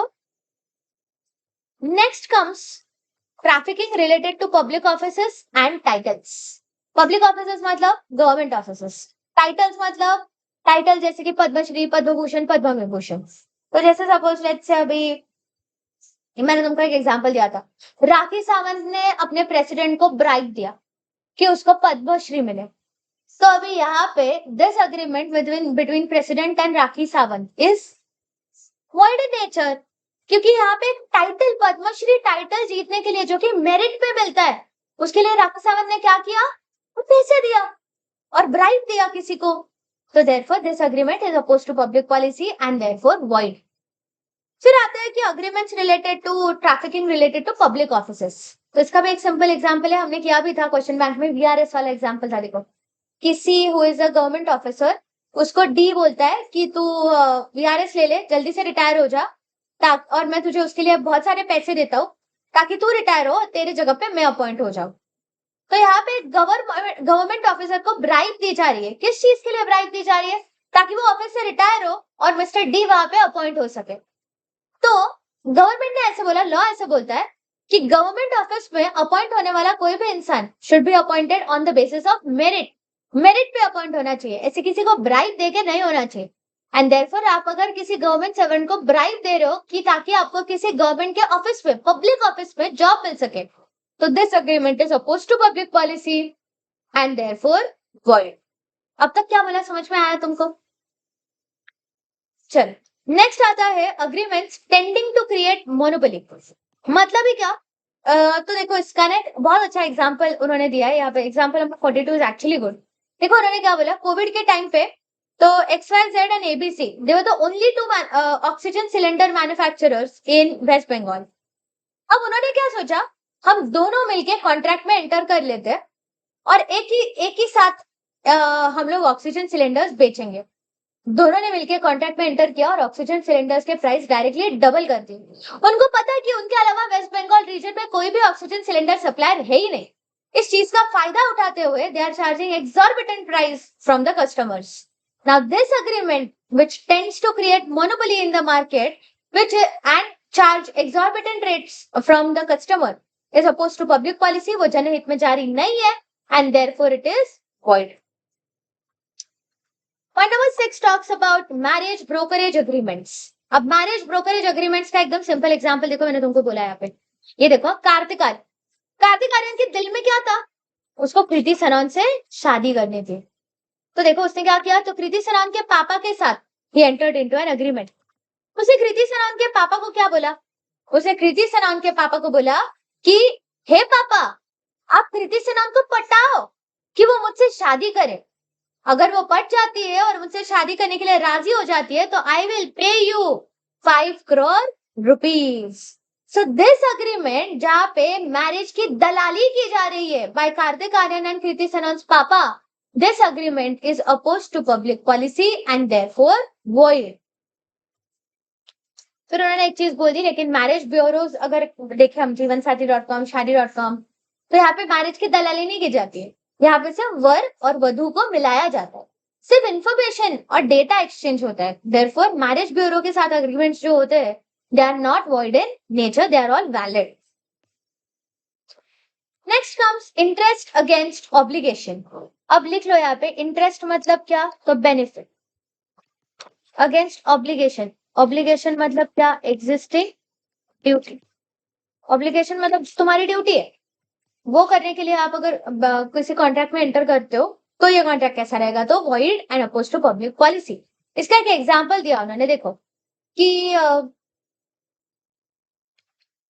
यहाँ पे क्या हुआ अभी, तो mister A who is the manager of the firm agrees to pass a contract to X if X pays to A rupees 2 lakhs privately. देखो एक फर्म का मैनेजर है मिस्टर ए. मिस्टर ए ने गुपचुप जाके मिस्टर एक्स को बोला कि अगर तू मुझे 2 लाख रुपए देता है तो मैं कॉन्ट्रैक्ट पास करवाऊंगा और टेंडर में कोटेशन जो मेरे पास आए उसमें से तेरा ही कोटेशन में पास कराऊंगा. सो this agreement between A and x, जहां पे एक ही ड्यूटी है being the manager of the firm कि उसने सही वाले कोटेशन को अप्रूव करना चाहिए, उसने उसमें अपना पर्सनल बेनिफिट नहीं ढूंढना चाहिए. अगर वो ये ढूंढता है तो this is agreement which is opposed to public policy and therefore void. अब नेक्स्ट आता है last which is a consideration unlawful in part. तो इसका मैंने तुमको एक अच्छा सा एग्जांपल दिया था, just give me a second. ये देखो ये वाला एग्जांपल, ये देखो कंसिडरेशन या फिर ऑब्जेक्ट दोनों में से कुछ एक क्या है, unlawful and that too in part. और देखो यहाँ पे क्या है, A sells his land to B for 5 crores and 100 kgs of cocaine. देखो ना, लैंड भी बेच रहा है और 100 kgs ऑफ कोकेन भी बेच रहा है. कितने में, 5 करोड़ में. तो 5 करोड़ में बेचना is not a problem, but object क्या है, sale of land and sale of cocaine. अब ये कोकेन वाला पार्ट इस अग्रीमेंट में कैसा है, फिर इलीगल है, अनलॉफुल है. So part of the object in this particular agreement is what, it is unlawful. And therefore the agreement in this case is void. Example number 2 देखो, X enters into a contract with Y for 100 tons of motor oil and smuggle gold for rupees 50 crores. देखो object क्या था अभी यहाँ पे, तो X ने contract में एंटर किया जहां पे 100 टन्स ऑफ मोटर ऑयल और गोल्ड जो है वो स्मगल करने वाले थे, और कंसिडरेशन क्या था, तो 50 करोड़ का कंसिडरेशन था. In this case also, the part of the object over here is smuggling of gold, which is unlawful, and therefore the agreement in totality in this case is also void. फिर उन्होंने ऐसे बोला कि अगर तुम इस unlawful part को separate कर सकते हो, जैसे ऊपर वाले केस में देखो, A sells his land to B for rupees 5 crores and 100 kgs of cocaine. Suppose let's से मैंने ये 100 kgs ऑफ कोकेन हटा दिया और मैंने बोला A sells his land to B for rupees 5 crores. It is absolutely valid. Consideration 5 crore है और लैंड बेची जा रही है, लॉफुल पार्ट है, लॉफुल पार्ट है तो वैलिड है. तो उन्होंने ऐसे बोला कि कंसिडरेशन या फिर ऑब्जेक्ट किसी भी अग्रीमेंट में अगर पार्ट कंसिडरेशन या पार्ट ऑब्जेक्ट अनलॉफुल है तो पूरा अग्रीमेंट क्या हो जाता है, वॉइड हो जाता है. बट अगर इस अनलॉफुल पार्ट को आप कट करके तोड़ के निकाल सकते हो, सेवर कर सकते हो, उन्होंने एक वर्ड यूज किया है sever. So if that it can be severed then the lawful part will remain valid. क्या बोला, समझ में आया तुमको? और यहाँ पे ना 1 वाले में एक चीज चेंज करो. A sells his land to B for 5 crores of cash and 100 crores of 100 kgs of cocaine. So 5 crores and 100 kgs cocaine both are a part of consideration. So यहाँ पे 100 kgs of cocaine which is a part consideration is unlawful and void. मैंने पहले actually थोड़ा अलग बोला था इसीलिए change करवाया. ठीक है, so I hope it is clear कि जहां पे कोई भी इधर ऑब्जेक्ट या फिर consideration is unlawful, the whole of the contract will become void. अब आते हैं हम लोग last chunk of this chapter, that is void agreements पे. Now what do you mean by void agreements? तो कुछ अग्रीमेंट्स उन्होंने पहले ही दे दिए जो कि तुमको ऑलरेडी पता है कि which is void in nature, हम लोग पहले से बचपन से पढ़ते आ रहे हैं. देखो, agreements made by incompetent parties मतलब minor disqualified by law वाले, तो they are all void. Agreements made under a bilateral mistake of fact, जहाँ पे the parties are mistaken about the fact, तो agreements are void in nature. Agreements जहाँ पे either object or the consideration is unlawful, it is void. And next, agreements made without consideration. Again, they are void. Normally, they are void. ये हमने पढ़ा था, no consideration no contract. सो अगर consideration नहीं है तो कॉन्ट्रैक्ट कैसा है? वॉइड है. उसके एक्सेप्शंस के बारे में बात नहीं हो रही है, जनरल कॉन्ट्रैक्ट के बारे में बात हो रही है. अब देखेंगे हम लोग पॉइंट नंबर 6 से लेके पॉइंट नंबर 11 वाले पॉइंट्स. ये वाले पॉइंट्स कुछ ऐसे पॉइंट्स है जो कि हमने अब तक किए नहीं है. फर्स्ट टाइम अभी हम लोग आगे ये देखने वाले. उसमें भी एक वाला चलो उसमें point number 1 again very easy. ये पॉइंट ऐसे बोलता है कि अगर आप किसी इंसान को शादी करने से मना करते हो तो ये कॉन्ट्रैक्ट है वॉइड. बट अगर ये इंसान एक माइनर है तो ये कॉन्ट्रैक्ट है वैलिड. मतलब मैं तुम सब लोगों को जो कि माइनर हो शादी करने से रोक सकती हूँ and this agreement will be completely valid. But if you guys are major then I can not enter into any agreement जो कि एक मेजर को शादी करने से रोकता है. That agreement is an agreement in restraint of marriage and therefore void. तुम याद करो हमने offer not to do something में एक एग्जांपल देखा था. अनिल दिल धड़कने दो वाला एग्जांपल. अनिल कपूर फरहान अख्तर को बोलता है if you don't marry Priyanka तो मैं तेरा फॉरेन एजुकेशन स्पॉन्सर करूंगा. तो यहाँ पे क्या किया जा रहा है? यहाँ पे एक अग्रीमेंट किया जा रहा है जहाँ पे फरहान अख्तर को शादी करने से रोका जा रहा है प्रियंका से. और कंसिडरेशन क्या है? Foreign education. तो this agreement is actually void in nature. अब कल जाके फरहान अख्तर अगर फॉरेन जाता है और प्रियंका को भी फॉरेन में बुला के शादी कर लेता है तो अनिल कपूर कुछ कर सकता है? नहीं. Why? Because the agreement between Farhan and Anil Kapoor in the first place was void in nature because it was an agreement जो कि किसी को शादी करने से रोकता है.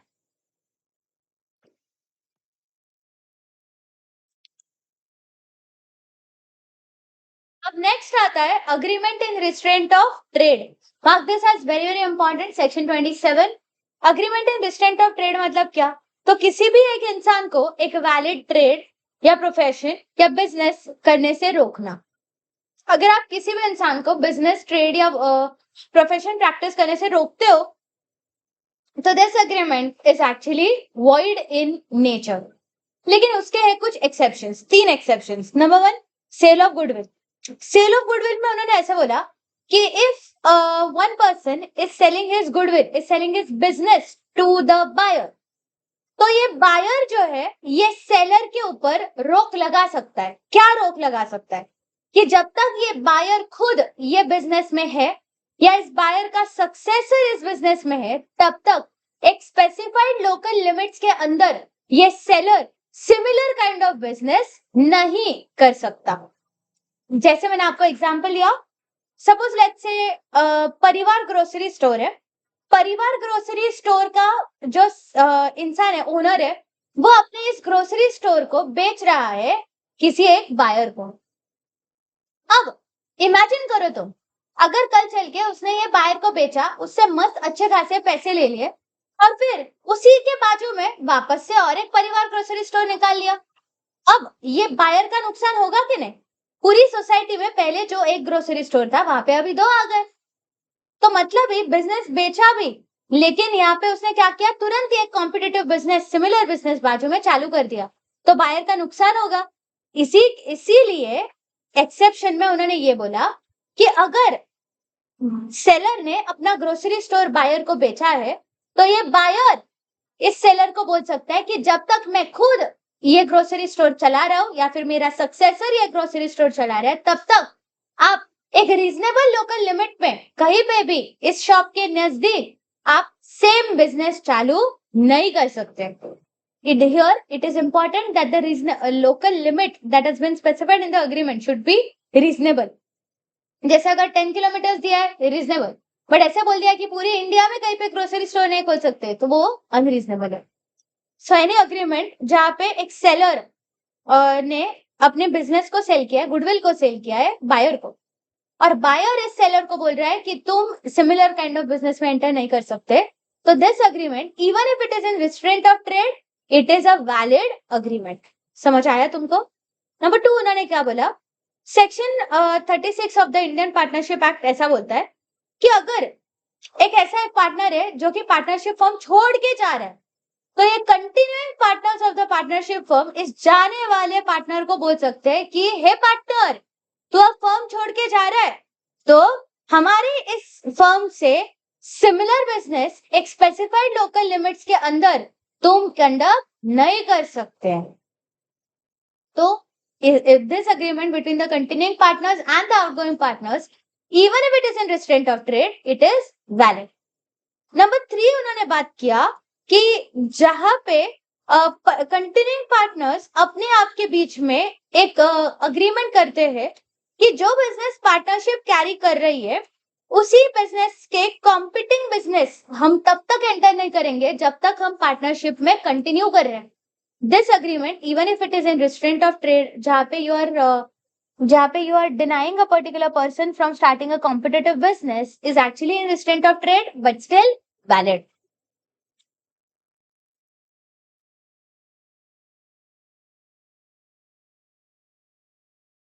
यहाँ पे एक अच्छा एग्जाम्पल उन्होंने दिया है कि सर्विस अग्रीमेंट्स कैसे वैलिड होते हैं. तो बी एक फिजिशियन है और सर्जन है, उसके यहाँ पे वो ए को एज एन असिस्टेंट अपॉइंट करता है 3 साल के लिए, और ए से वो एक अग्रीमेंट साइन कराता है कि ए खुद इस 3 साल तक सर्जन या फिजिशियन प्रैक्टिस नहीं करेगा. सो दिस अग्रीमेंट जहां पे हम ए को अपना प्रोफेशन प्रैक्टिस करने से रोक रहे, this agreement is also, even if it is in restraint of trade, it is valid, it is not void. तो इस चीज को याद रखो कि agreement in restraint of trade is actually void, but there are exceptions to it, and exceptions are sale of goodwill, outgoing partner and continuing partner, and third service agreements. Third आता है यहाँ पे अभी agreement in restraint of legal proceedings. Now this is very similar to what we have already learned before in stifling prosecution. तो किसी भी agreement में आप enter करते हो जहाँ पे आप legal proceedings को, मतलब ही किसी भी केस को कोर्ट में जाने से रोक रहे हो या फिर आप legal proceedings को restrict कर रहे हो, तो इन दिस केस यहाँ पे भी ये जो अग्रीमेंट आप कर रहे हो, this agreement is void in nature. देखो, an agreement in restraint of legal proceedings is the one by which any party thereto is restricted absolutely from enforcing his rights under a contract through the court, or any such agreement which abridges the usual period for starting the legal proceedings. A contract of this nature is void. Abridges करना मतलब क्या? So which shortens the usual period for starting the legal proceedings is actually void.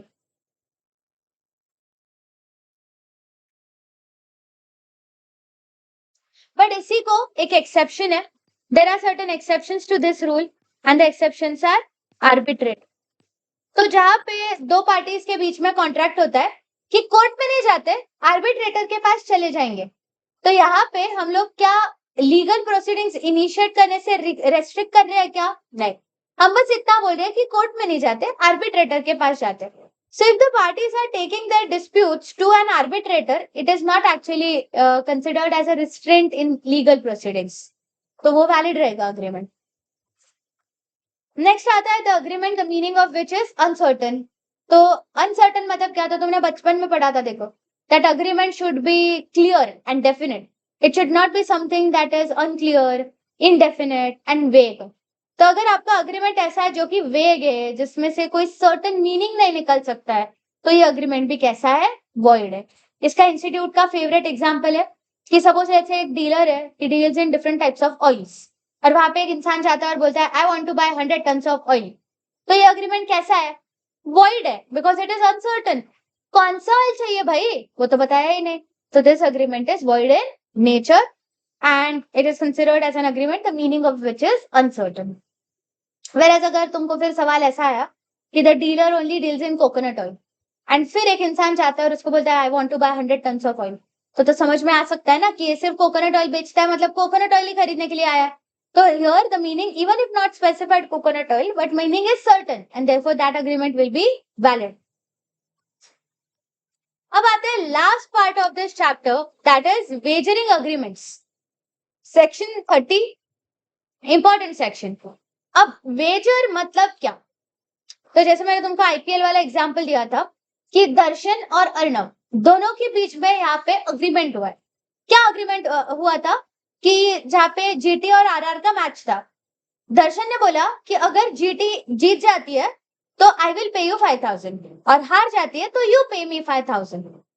तो यहाँ पे इन this particular case यहाँ पे दोनों भी पार्टीज जो है उन्होंने प्रॉमिस किया है to pay money or money's worth मतलब ऐसी कोई चीज जिसको वैल्यू है, पैसों में वैल्यू है। तो there is an agreement or promise where the parties have agreed to pay money or money's worth. But यहाँ पे जो प्रॉमिस हुआ है that is conditional, it is dependent on the happening और not happening of a particular event. जीटी जीती तो, GT हारी तो, मतलब ये किसी इवेंट पे बेस्ड है, जिसके होने पे या ना होने पे ये प्रॉमिस कैसा है, बेस्ड है। नंबर 3, ये इवेंट जो होने वाली है, ये इवेंट आज की तारीख पे कैसी है, अनसर्टन है। आज बोल सकते हो क्या जीटी जीतेगी कि आरआर जीतेगी, नहीं। तो इवेंट कैसा है, अनसर्टन है। नंबर 4, यहाँ पे दोनों भी पार्टीज में से विन विन सिचुएशन नहीं है, इधर वन विल विन तो दूसरा विल लूज। मतलब ये क्या, एक जीतेगा तो दूसरा हारने वाला है, दूसरा जीतेगा तो पहला हारने वाला है, मतलब विन विन सिचुएशन नहीं है, either of the party is going to lose और विन। एंड नेक्स्ट उन्होंने क्या बोला, there must be a common intention to bet, सट्टा करने का यहाँ पे एक्चुअल में इंटेंशन है at the time of making the agreement. And last उन्होंने क्या बोला, एक्चुअल में दोनों भी पार्टीज को इस इवेंट में कोई भी लेना देना नहीं। मतलब ये जैसे मैंने तुमको बोला कि जीटी अगर कल हार जाती है तो दर्शन या अर्णव को स्पॉन्सर्स को जवाब देना है, नहीं। प्लेयर्स को बोलना है, नहीं। वो क्या शिल्पा शेट्टी वगैरह है कि जिसको कुछ फर्क पड़ने वाला है? शिल्पा शेट्टी नहीं, आई थिंक जीटी का ओनर कोई और है, आरआर की ओनर शिल्पा शेट्टी है ना। तो एनीवेज, तो बेसिकली यहाँ पे the party does not have any real stake in this particular agreement. तो बस मजे के लिए, पैसे के लिए यहाँ पे क्या कर रहे हैं, गैम्बल कर रहे हैं।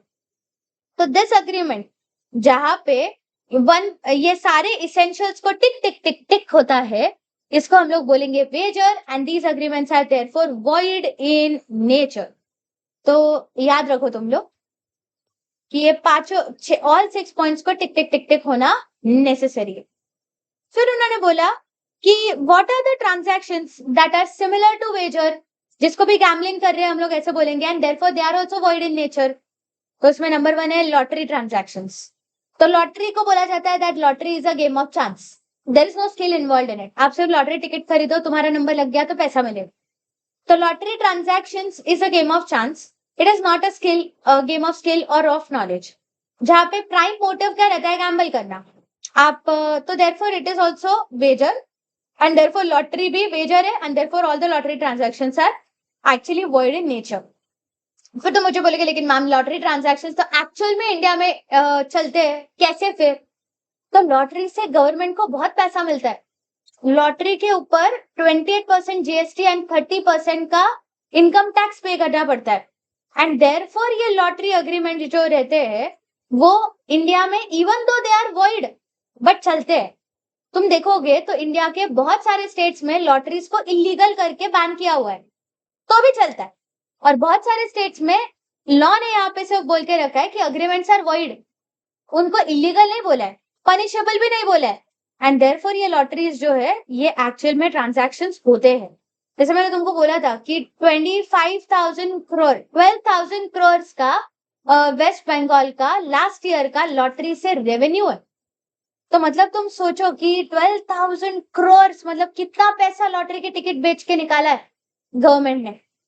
तो इसलिए उन्होंने वही बोला कि lottery transactions are also void in nature, they are because they are also wager. फिर उन्होंने बोला, यहाँ पे उन्होंने लिखा हुआ है कि lottery transactions are illegal and even the collateral transactions, मतलब ये transactions which are secondary or ancillary to the lottery are also tainted with illegality. यहाँ पे उन्होंने जनरल स्टेटमेंट पास किया है, but in reality in some states it is illegal and in some states it is not illegal but still void. Number 2 is crossword puzzle and competition. तो इसमें भी उन्होंने ऐसे बोला कि तुमको लगता है कि तुमने बहुत दिमाग लगा के न्यूज़पेपर या मैगजीन में से सुडोकू या क्रॉसवर्ड पजल जो है वो सॉल्व किया, बट ये क्रॉसवर्ड पजल का आंसर ऑलरेडी उस न्यूज़पेपर या मैगजीन के एजेंसी के एडिटर के पास ऑलरेडी है, और तुम्हारे जैसे और लाखों लोगों ने वो ऑलरेडी सॉल्व कर दिया है। फिर ये एडिटर जो है वो एक्चुअल में फिश पॉन्ड जैसे ये तुम्हारे लाखों लोग जिन्होंने एप्लीकेशन भेजा है कि we have been able to solve the crossword puzzle, वो फिश पॉन्ड में से टिकट निकालता है, चिट निकालता है, उसमें से जिसको चिट लगी वो उस एक्चुअली क्रॉसवर्ड पजल का ओनर विनर हो जाता है। देयरफॉर वो बोलते हैं कि क्रॉसवर्ड पजल वाले जो अग्रीमेंट्स है, कॉम्पिटिशंस वाले जो अग्रीमेंट्स है, these are also wager and therefore they are also void in nature. लेकिन फिर उन्होंने बोला कि as per prize competition act, अगर तो क्रॉसवर्ड पजल है, ये पिक्चर कंपटीशन है, एथलेटिक कंपटीशन है, तो ऐसे बोला जाता है कि ये भी अग्रीमेंट्स कुछ ऐसे अग्रीमेंट्स है जहां पे दिमाग तो थोड़ा बहुत लगाना ही पड़ता है। देयरफॉर बोलते हैं कि as per prize competition act, जो कि प्राइस, जो भी प्राइस पे करने वाले हैं for this crossword puzzle and for the competition, if it does not exceed 1000 rupees then it is not wager, उसके अबाव इट इज वेजर। तो 1000 रुपए तक प्राइस कंपटीशन या फिर क्रॉसवर्ड पजल से जीता हुआ पैसा इट इज नॉट वेजर, लेकिन उसके ऊपर है तो it is a wager and therefore void. फिर देखो तुम लोग next point, horse race transactions. अब हॉर्स रेस ट्रांजैक्शंस में उन्होंने क्या बोला कि हॉर्स रेस की कंपटीशन होती है, वो तुमको पता होगा ना, महालक्ष्मी रेस कोर्स में भी होती थी, तो घोड़ों की रेस बेसिकली। तो घोड़ों की रेस में भी पैसा लगाया जाता है, वो जॉकी के ऊपर और घोड़े के ऊपर फॉर दैट मैटर, कि कौन सा घोड़ा तुमको लगता है कि जीतेगा। फिर यहाँ पे भी जो ये अग्रीमेंट हो रहा है, वो घोड़े के ऊपर जो पैसा लगाया जा रहा है वो भी एक वेजर है। तो उन्होंने ऐसे बोला कि if it is less then 500, if the amount of bet which is being drawn, if it is less than 500 then it is a wager, but if it is more than 500 it is not a wager and therefore valid। तो इस चीज को याद रखो तुम लोग, इसमें confuse मत होना। क्रॉसवर्ड पजल में बोला लेस देन 1000 है तो वेजर नहीं है, मोर देन 1000 पे वेजर है। वेयर हॉर्स रेस ट्रांजैक्शन में बोला है 500 से कम है तो वेजर है और 500 से ज्यादा है तो वेजर नहीं है, फिर वैलिड है। क्या बोला, समझ में आया ना? Yes.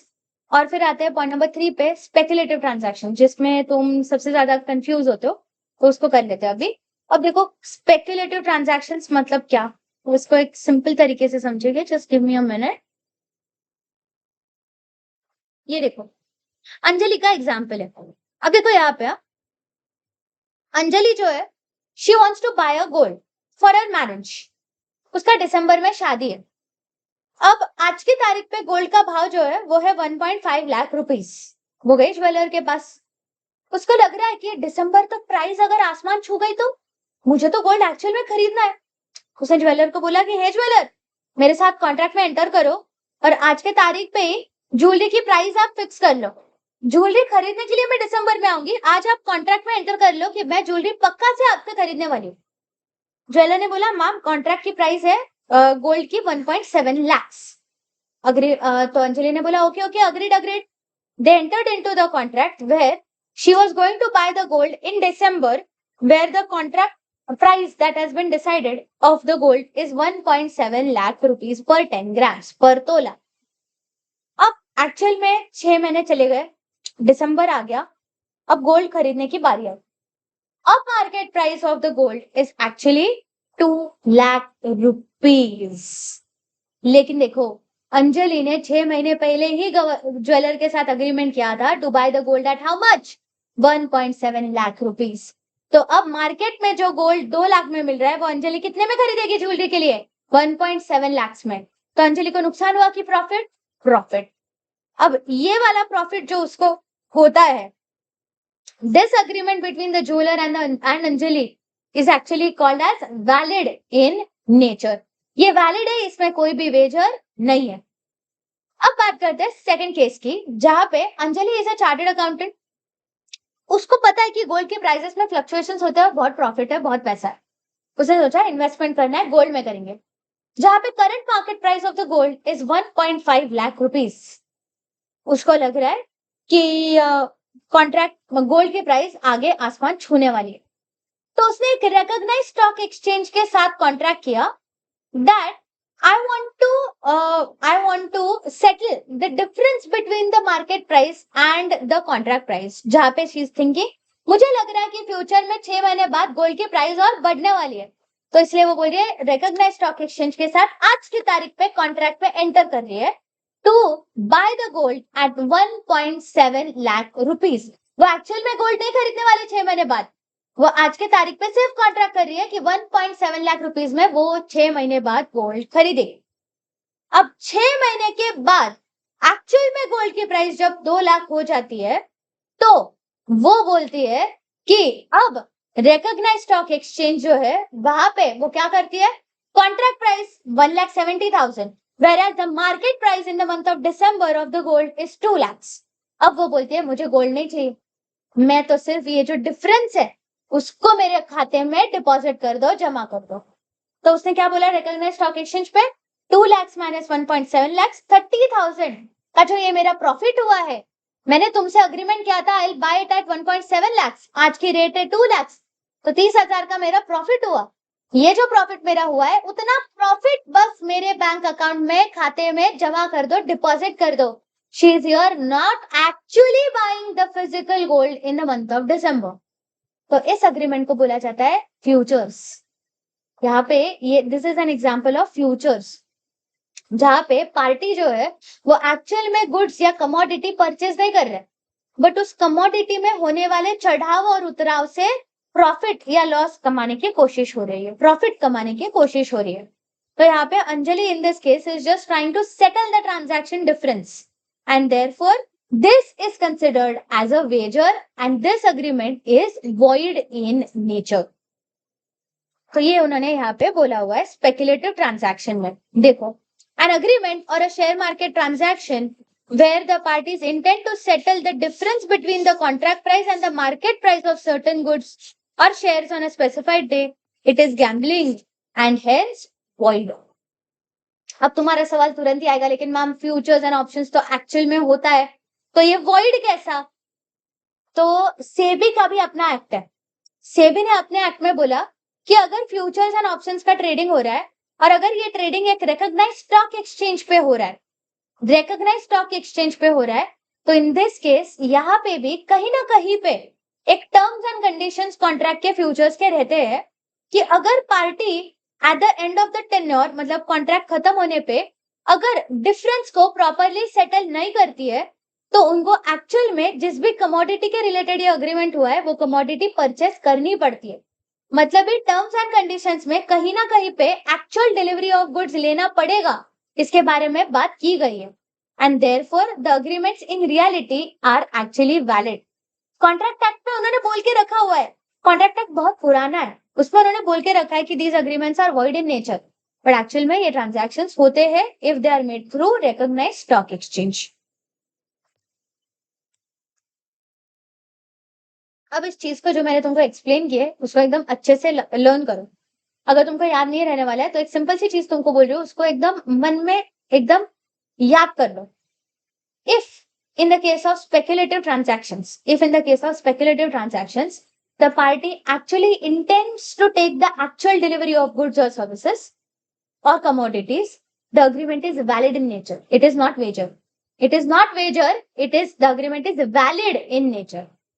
But if the agreement is only to settle the difference between the current market price and the contract price, then this is a wager and the agreement is void as per contract act. क्या बोला, समझ में आया है? ठीक है, चलो अब देखेंगे हम लोग transactions resembling with wagering transaction but are not void. Not void मतलब ये कैसे है? वैलिड है। तो उसमें अभी ये फर्स्ट ये वाला कमर्शियल ट्रांजैक्शंस और शेयर मार्केट ट्रांजैक्शंस। देखो, in these transactions in which delivery of goods or shares is intended to be given or taken does not amount to wager। क्या बोला मैंने तुमको अभी जस्ट? जहाँ पे डिलीवरी ऑफ गुड्स लेने वाले हैं ऐसा इंटेंशन है तो ये वेजर नहीं है, ये वैलिड है। बट जहां पे सिर्फ और सिर्फ कॉन्ट्रैक्ट प्राइस और मार्केट प्राइस के डिफरेंस को सेटल करने की बात हो रही है, that amounts to wager, it is gambling and therefore void in nature. अब आ जाओ पॉइंट नंबर 1 पे। पॉइंट नंबर 1 क्या बोलता है? तो चिट फंड। चिट फंड मतलब क्या? तो हमने एग्जाम्पल किया हुआ है ना वो बीसी वाला, दैट इज चिट फंड जैसा। तो चिट फंड में क्या होता है एक्चुअली? तो सर्टेन नंबर ऑफ लोग साथ में आते हैं, एक फिक्स सम कंट्रीब्यूट करते हैं, फिर चिट निकालते हैं, जिसकी चिट लगी सब लोग अपना ये पैसा उस इंसान को दे देते हैं। अब इन दिस केस ये जो अग्रीमेंट यहाँ पे हो रहा है जहाँ पे एक लकी विनर को पैसा दिया जा रहा है, this is actually this does not amount to wager. क्यों बोलते हो ऐसा? क्योंकि हर अभी जैसे एक को पैसा लग गया, अब नेक्स्ट मंथ में सब लोग वापस से फिक्स सम निकालेंगे, पर अब इस इंसान को जिसको ऑलरेडी पैसा लग गया है उसका नाम उस चिट में नहीं रहेगा। मतलब ही क्या? पार्टी, हर एक पार्टी को यहाँ पे चांस मिलने वाला है to win the bhishi, and therefore this agreement of chit fund does not come under the scope of wager and is therefore valid. Third आता है game of skill and athletic competition. अब game of skill and athletic competition में उन्होंने same चीज बोली जो कि वहां पे बोली थी। If it is a game of skill और it is some kind of competition, athletic competition, जहाँ पे prize money is less than 1000, तो as per prize competition act, if the prize money does not exceed 1000, it does not amount to wager. If it is more than 1000, then it is a wager. ये यहाँ पे भी हमने पढ़ा था, देखो ये देखो, ये देखो, they are not wagers, but अगर उससे ज्यादा है तो वेजर। नेक्स्ट आता है कॉन्ट्रैक्ट ऑफ इंश्योरेंस। अब इस चीज को हम लोग आगे और डिटेल में करेंगे, बट यहाँ पे उन्होंने देखो क्या बोला, a contract of insurance is a type of contingent contract and is valid under the law and these contracts are different from wagering agreements. यहाँ पे कॉन्ट्रैक्ट ऑफ इंश्योरेंस जब भी किया जाता है तो कॉन्ट्रैक्ट ऑफ इंश्योरेंस में हमेशा एक इंसान जो है वो प्रीमियम पे करता है और दूसरा इंसान वो प्रीमियम पे करने के लिए दूसरा इंसान उसको गारंटी देता है कि अगर आपको नुकसान हुआ तो उस नुकसान की भरपाई हम करके देंगे। सो ऐसा कॉन्ट्रैक्ट जो है जहां पे अगर नुकसान हुआ तो भरपाई की जाएगी, नुकसान नहीं हुआ तो भरपाई नहीं मिलेगी, ऐसे कॉन्ट्रैक्ट में हम ऐसा नहीं बोल सकते कि this is a wager. This is a different type of contract which is called as a contingent contract, and these contracts of insurance are actually valid in nature. फिर तुम बोलोगे लेकिन मैम इसेंशियल्स ऑफ वेजर जैसे कि there is a promise to pay money और money is worth, event जो है वो अनसर्टन है, इवेंट होगी या नहीं होगी उस पर डिपेंडेंट है, एक पार्टी जीतेगी तो एक पार्टी हारेगी, लेकिन तो एक पार्टी जीतेगी या एक पार्टी हारेगी ऐसी सिचुएशन है क्या? एक पार्टी तो हर रोज प्रीमियम पे कर रही है, हर साल प्रीमियम पे कर रही है और उसके बदले में दूसरी पार्टी उसको क्या दे रही है? गारंटी दे रही है कि कुछ नुकसान होगा तो भरपाई करके देंगे हम लोग। मतलब ये इंश्योरेंस कंपनी प्रीमियम भी ले रही है ना हमसे, हमको अगर नुकसान हुआ तो पैसा मिलने वाला है, बट इंश्योरेंस कंपनी का उसमें नुकसान नहीं होने वाला है, they are also collecting premium from us. तो ये वाला पॉइंट यहाँ पे क्या हो जाता है? क्रॉस हो जाता है in the case of insurance. फिर उन्होंने बोला there is an intention to bet, वो इंटेंशन होता है कि इंश्योरेंस में नहीं होता है। And next, party should have no interest in the event except for stake. ऐसा है क्या? अगर मैं कार इंश्योरेंस ले रही हूँ तो मुझे इंटरेस्ट है मेरे कार में, अगर कल मेरी एक्सयूवी खराब हुई तो मुझे दुख होने वाला है, मतलब I really have a stake in the car, मुझे फर्क पड़ता है ये कार डैमेज हुई तो। दर्शन को फर्क पड़ता है कि जीटी हारी तो नहीं पड़ता है, बट मुझे कार अगर मेरी खराब हुई, डैमेज हुई तो फर्क पड़ता है। तो मतलब भी ये पॉइंट कट, ये पॉइंट कट, ये पॉइंट कट। तो इसेंशियल्स ऑफ वेजर के ऑल 6 पॉइंट्स यहाँ पे टिक टिक टिक हुए क्या? नहीं हो, मतलब भी वो वेजर हो सकता है क्या? नहीं है। तो contract of insurance is actually a contingent contract, it is not a wager and therefore contract of insurance is valid in nature. समझ में आया? अब यही सारे पॉइंट्स जो मैंने अभी जस्ट तुमको कॉन्ट्रैक्ट ऑफ इंश्योरेंस में बताए, यही सारे पॉइंट्स जो है वो उन्होंने यहाँ पे difference between wager and insurance में भी समझाए हुए हैं। You can go through this, do not leave any distinction. तुम्हारे फाइनल एग्जाम में एक ना एक डिस्टिंक्शन तो आने वाला है, तो कौन सा ये नहीं बोल सकते, देयरफॉर सारे डिस्टिंक्शंस करो। इस चैप्टर में भी अराउंड 2 या 3 डिस्टिंक्शंस है, उसको भी एकदम अच्छे से कर लेना, कुछ भी ऑप्शन में मत डालना, अच्छे से करना। ओके, चलो all the best, bye bye.